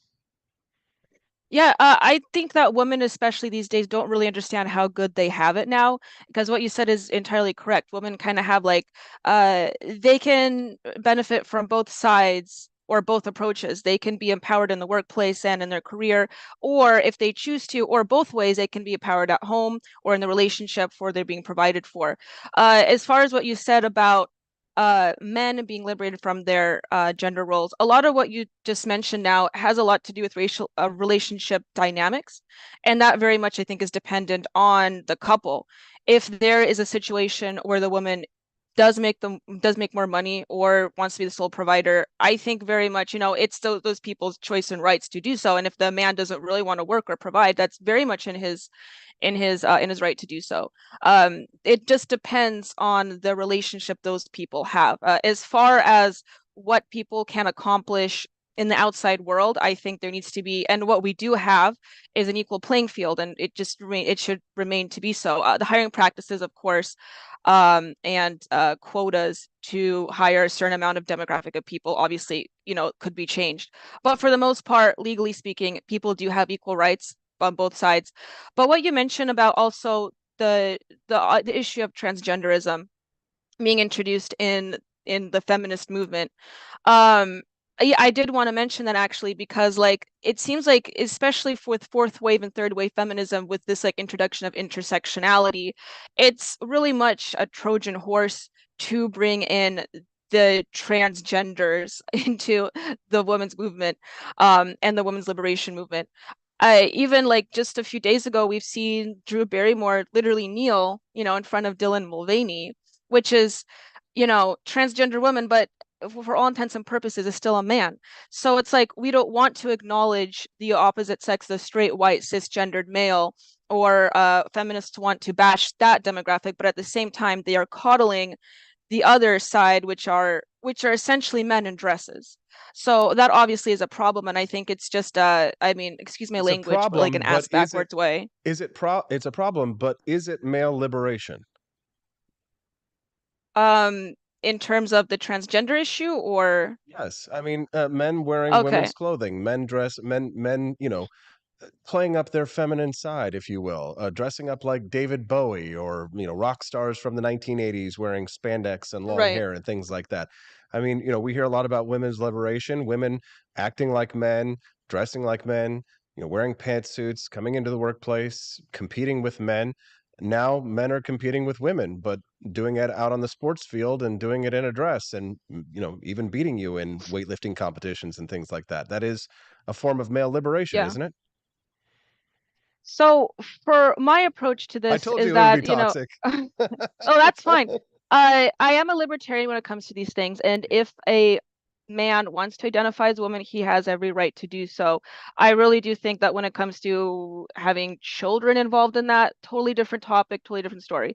But as far as what a grown adult wants to do, they should be able to do that. I do think that there is this overwhelming culture of kind of like pushing men or trying to influence men into being that way. I don't necessarily think that there should be a cultural shift towards embracing men as feminine and women as masculine. At the end of the day, men are men, women are women. We do tend towards specific gender norms. But as far as a person and how they want to express themselves as an adult, I have no issue with that. Yeah, so I agree with you largely. I find myself, in a quandary of trying to understand, when it comes to this double standard, it's okay for women to be like men. It's okay for women to compete with men. It's okay for women to outclass men in academia, in the workplace. But if a man gets onto a soccer field and starts crushing skulls, then all of a sudden we've got a problem with it. I just enjoy a bit of irony. Daniela Pensack, is there anything that you'd like to share with our listeners before we let you go today? It was fun. It was a very fun conversation. Yeah, no, it is very fun. I just want to tell women out there, American women, you have it great out there. Like I said, you have benefits from both sides. You can be empowered in the practical world and in the outside world in the workplace, and you can be provided for. And I think more women just need to really understand that and take advantage of that because the more that we push against that, it's just going to work against our favor, quite frankly speaking, which we are going to see in the future. Yeah, for sure. Daniela Pensack, she is a Turning Point USA field coordinator. You can follow her on Twitter at Pensack Daniela, and you can see her handle underneath her name there. Daniela, thank you so much for getting up so early. We know you're on the West Coast there, and we're very grateful for you doing this report for us today. Have a really wonderful day. Yeah, you too. And thank you for having me today. Thank you very much. All right, that was Daniela Pensack. Make sure you follow her on Twitter again. All right, what did you think about that one? So that's the thing is you have to ask yourself, women's liberation led to men's liberation. Men's liberation means no more paying on the first date, no longer being required to provide security, no longer required to provide financial security, right? And sometimes putting on a dress, a little bit of lipstick and some heels, dressing like, Buffalo Bill from Silence of the Lambs and saying that famous quote, which I can't say right now on the show because I pretty much have said some pretty controversial stuff on the show. If there's anything that's going to get me shut down, I thought it might be the AK-47 giveaway that I did, which I've just bought, by the way. Congratulations to me. I don't get to keep it, though, because I'm going to give it away to you. Yeah, if you're just watching the Wake Up America show and you're just tuning in right now, maybe you're watching us. So we've got as many viewers almost, I think, on Rumble right now as we do over on YouTube. Yeah, it's kind of like par. So I want to give a big shout out. Hey, if you're watching us, just so you know, if you're just tuning in, I am giving away, in honor of Joe Biden's executive order on gun control, I am giving away a free AK-47 chambered in 9mm. That's that. So if you're interested in winning a free AK-47, then all you have to do to get a free entry is head over to apforlibertyshop.com. Go to apforlibertyshop.com right now and scroll down on the front page. Underneath the Calvin Coolidge book, you'll see the advertisement there for. You can see there's a little email sign up, or if you click on any of the products on the page, underneath the product, you'll see the sign up form for a free AK-47. You can register to win there for free. Of course, anybody who's made a purchase from apforlibertyshop.com is going to be automatically entered to win. So if you've made a purchase from apforlibertyshop.com, don't worry, you are automatically entered to win. Unless you don't want to be entered to win, just let us know that. But yeah, so apforlibertyshop.com, sign up for our email list, and you will be entered to win an AK-47 chambered in 9mm. I'm not going to go to commercial break here. No, I normally would after the break. But that's because I should have asked Daniela this question. Oh man, would have been a perfect segue here, because I saw this story yesterday. I always like to finish the show with something that's like a little bit of a kicker story, if you will, something funny or weird or what have you. But I saw this story yesterday, and she would have been the perfect person to ask this one. So I'll just ask you: millennials and Gen Z don't want to share their food, according to a new poll. Listen to this. Do you share your food with like your significant others or people you're sitting around? Are you a food sharer or not? Because apparently millennials and Gen Z, this is a thing now where they don't want to share their food. Where it's like, my wife and I, it's like, oh, you want to have some, you want some of my French fries or whatever? Yeah, go grab it right off of my plate. But this survey really made me laugh. Sharing isn't always caring. A third of Americans don't think the bill should be split evenly, even if the meals didn't cost the same amount. New research has found. A February survey of 2,000 adults explored things people struggle with sharing and found even with family members, just 26% are okay sharing personal information like passwords and text messages. That's an interesting one. Do you share text messages? Do you share like your passwords with your significant other? I pretty much have to, because Stephanie helps run apforlibertyshop.com. So she has to like get into all my stuff sometimes. But look, Joey doesn't share food. Look, see, I found a sticking point already. Tolly is calling Joey out this morning. 2 in 3 respondents in a relationship said when sitting down for a meal with their partner, what's theirs is theirs, and they won't share. Jeez. No, don't God, touch my fries. No, God, please, no, no, God. No. Is that how you feel when somebody touches your plate? It's not that bad. Because this was conducted in poll. This poll was conducted with Fogo de Chao, the restaurant, the Brazilian restaurants. I knew that this was going to get a response out of people. A fifth of respondents even said they'd have to know someone for at least 6 months before they feel comfortable sharing food. That's hilarious to me, because I guarantee you, out of those respondents who said they had to wait 6 months before they would share food, I guarantee you they don't wait 6 months to have sex with that partner right there. I guarantee it. It's that they're not waiting for that long. So you'll probably be intimate with someone, but you won't share food with them. Okay. I'll tell you a little personal story. Happy birthday, Stephanie. She's watching right now. She gets really mad when I drink milk out of the carton in the fridge. Oh, I shouldn't be outing myself like that. Yeah, don't do it. I know. It's one of those disgusting habits that people have, right? Never share, says Justin. And if I order an appetizer, it is mine. Justin's like, No, God! Really, Justin? You wouldn't share? God, please, no! What about if it's like chips and dip? How can you not share chips and dip? So you're telling me you're going to order an appetizer of avocado dip, or what is it? Avocado? It's not avocado. It's spinach and artichoke dip. Oh God, this is gonna make me hungry now. This is why I'm fat. But you're gonna have chips and dip, spinach and artichoke dip, and you're not gonna let somebody else have like a little chip and dip on that one. I call BS on that one. I have to say, yeah, I don't believe you because, quite frankly, How dare you? 7 in 10. Let's see. Here we go. Okay, and when eating out with others, 48% of Americans said someone has tried taking something off their plate without asking, but the same number are guilty of doing the same thing. LOL. LOL. LOL. Even if they're fried pickles, special like fried pickles, no mine. Jesus. See, that's how Justin got to be 6 foot tall. He eats so much. So yeah, no, grabbing something off my plate without asking, like that I'm not cool with. Have I grabbed something off of someone else's plate without asking? Yeah, probably. Oops. 65% even said that if someone asked them to try their food, they'd immediately think about not inviting them out the next time. How dare you? Jesus, God, people are really sticklers about this one. 46% said they would consider it a deal breaker if they were on a first date with someone who asked to try their food, especially Gen Z, who sees this as a major red flag. What is wrong with you people?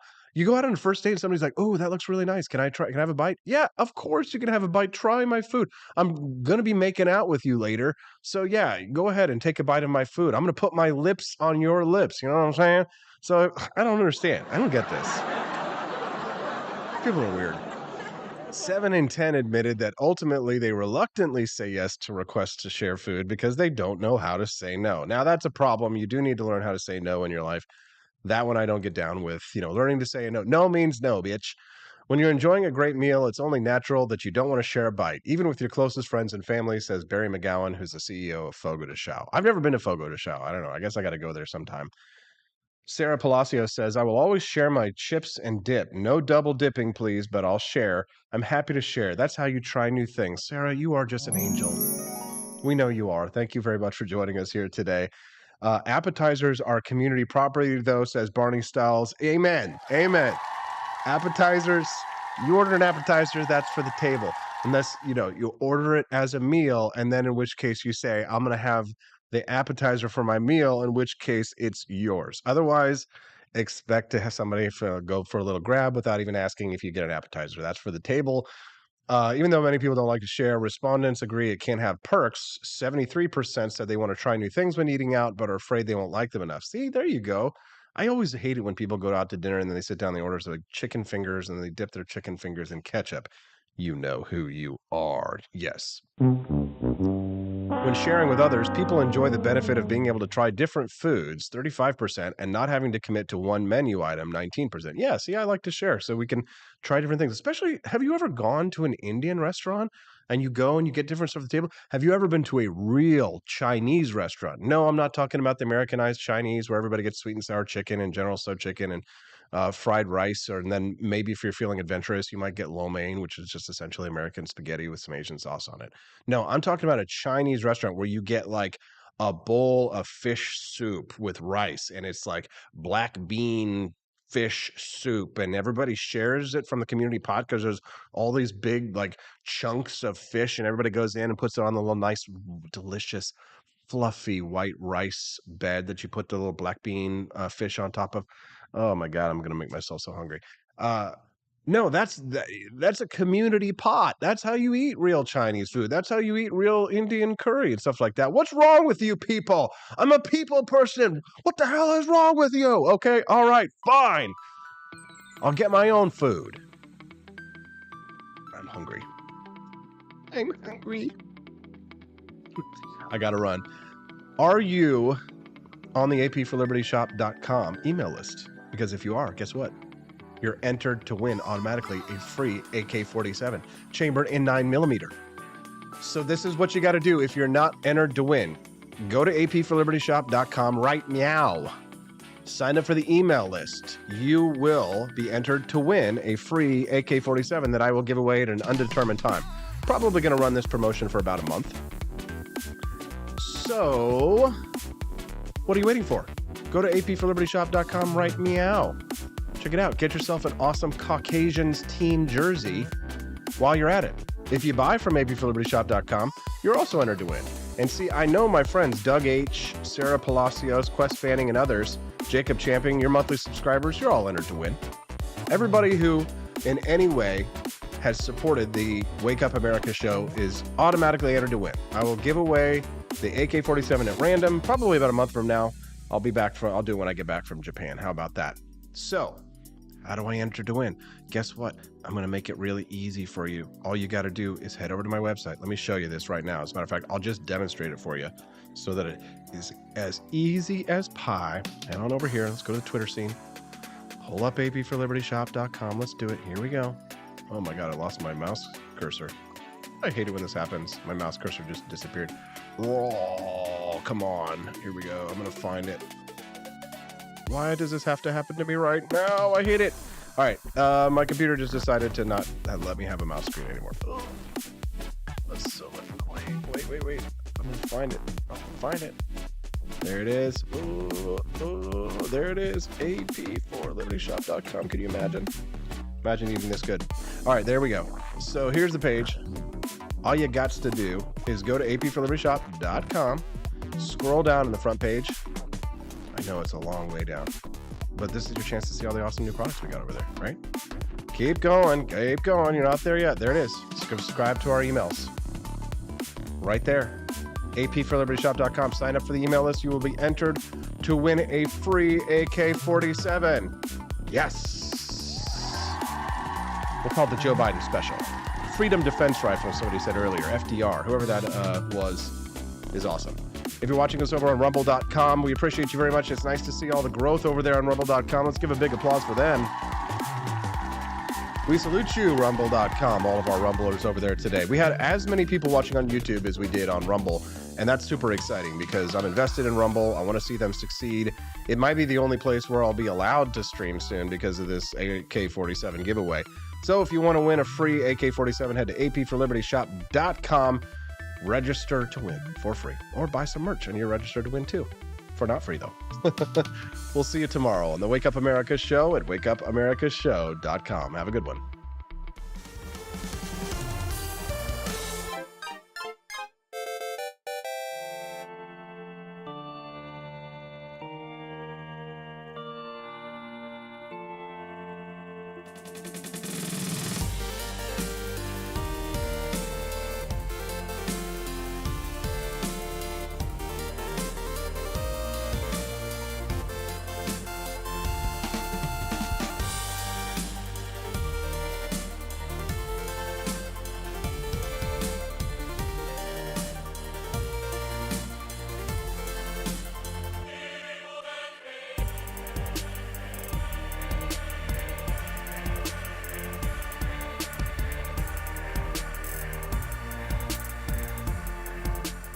I like shooting things, but whenever I can't shoot something, I like to cut things. My life isn't all about shooting and stabbing and cutting, though. Sometimes I have to do actual work, but when I work, I still like to have fun. And there's nothing less fun than trying to cut with a crappy knife. Thankfully, from the ancient sect of Christian knights, who also loved cutting and stabbing, comes a new implement that has received my personal blessing, the Templar knife. Like the ancient sword of Excalibur, you don't choose a Templar knife, it chooses you. You just decide what kind you want on the website first, however, and then order it online, and then it chooses you. The Templar knife comes in a variety of shapes. As a man of culture and taste, I have decided I will never use a terrible knife again. And thanks to the inspiration provided by this excellent product, I have decided to launch a new crusade against anyone using less than superior knives. Join me, brothers and sisters, by visiting uppercuttactical.com/pages/Templar-knives. That's a lot of slashes. For that, you'll need a Templar knife. For 10% off, use code AP for Liberty and join me in a quest for glory, for liberty, for Christendom, for the Templar knife. Get yours today. Fire.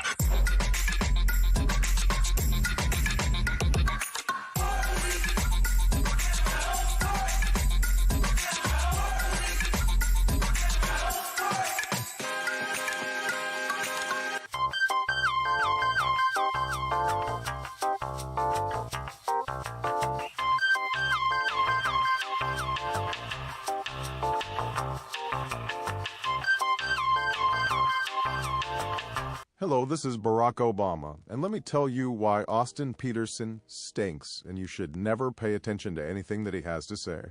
First of all, he's a libertarian, and we all know libertarians are idiots. They don't realize how important government is to everything that we do. I recently became aware that Austin has opened up a libertarian shop at apforlibertyshop.com.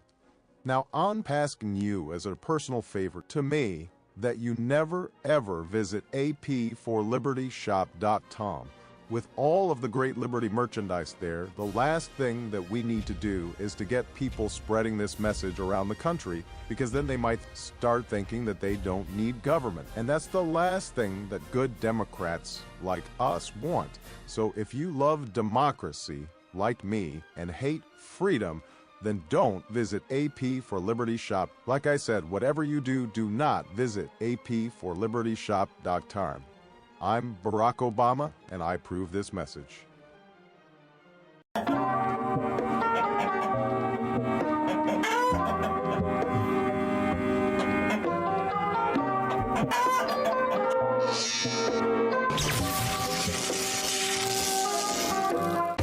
Want an engaging website to boost your business? You're just a click away from 5-star Fiverr talent. Hundreds of freelancer skills like web design. Head to Fiverr.com today and get something started.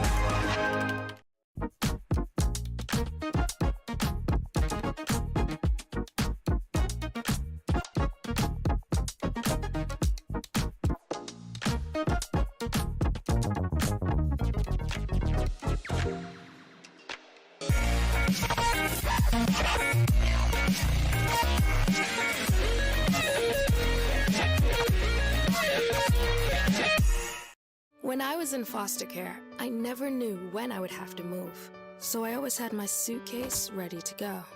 Then one day, I was adopted. My new parents opened their hearts and home to me. My parents cook my favorite breakfast for me every morning.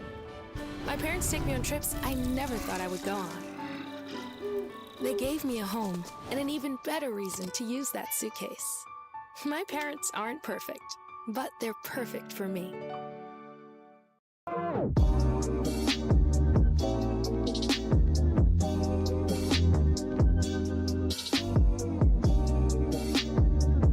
I would remind you that extremism in the defense of liberty is no vice. It is better to settle these matters in the courts than on the streets, and new laws are needed at every level. But law alone cannot make men see right.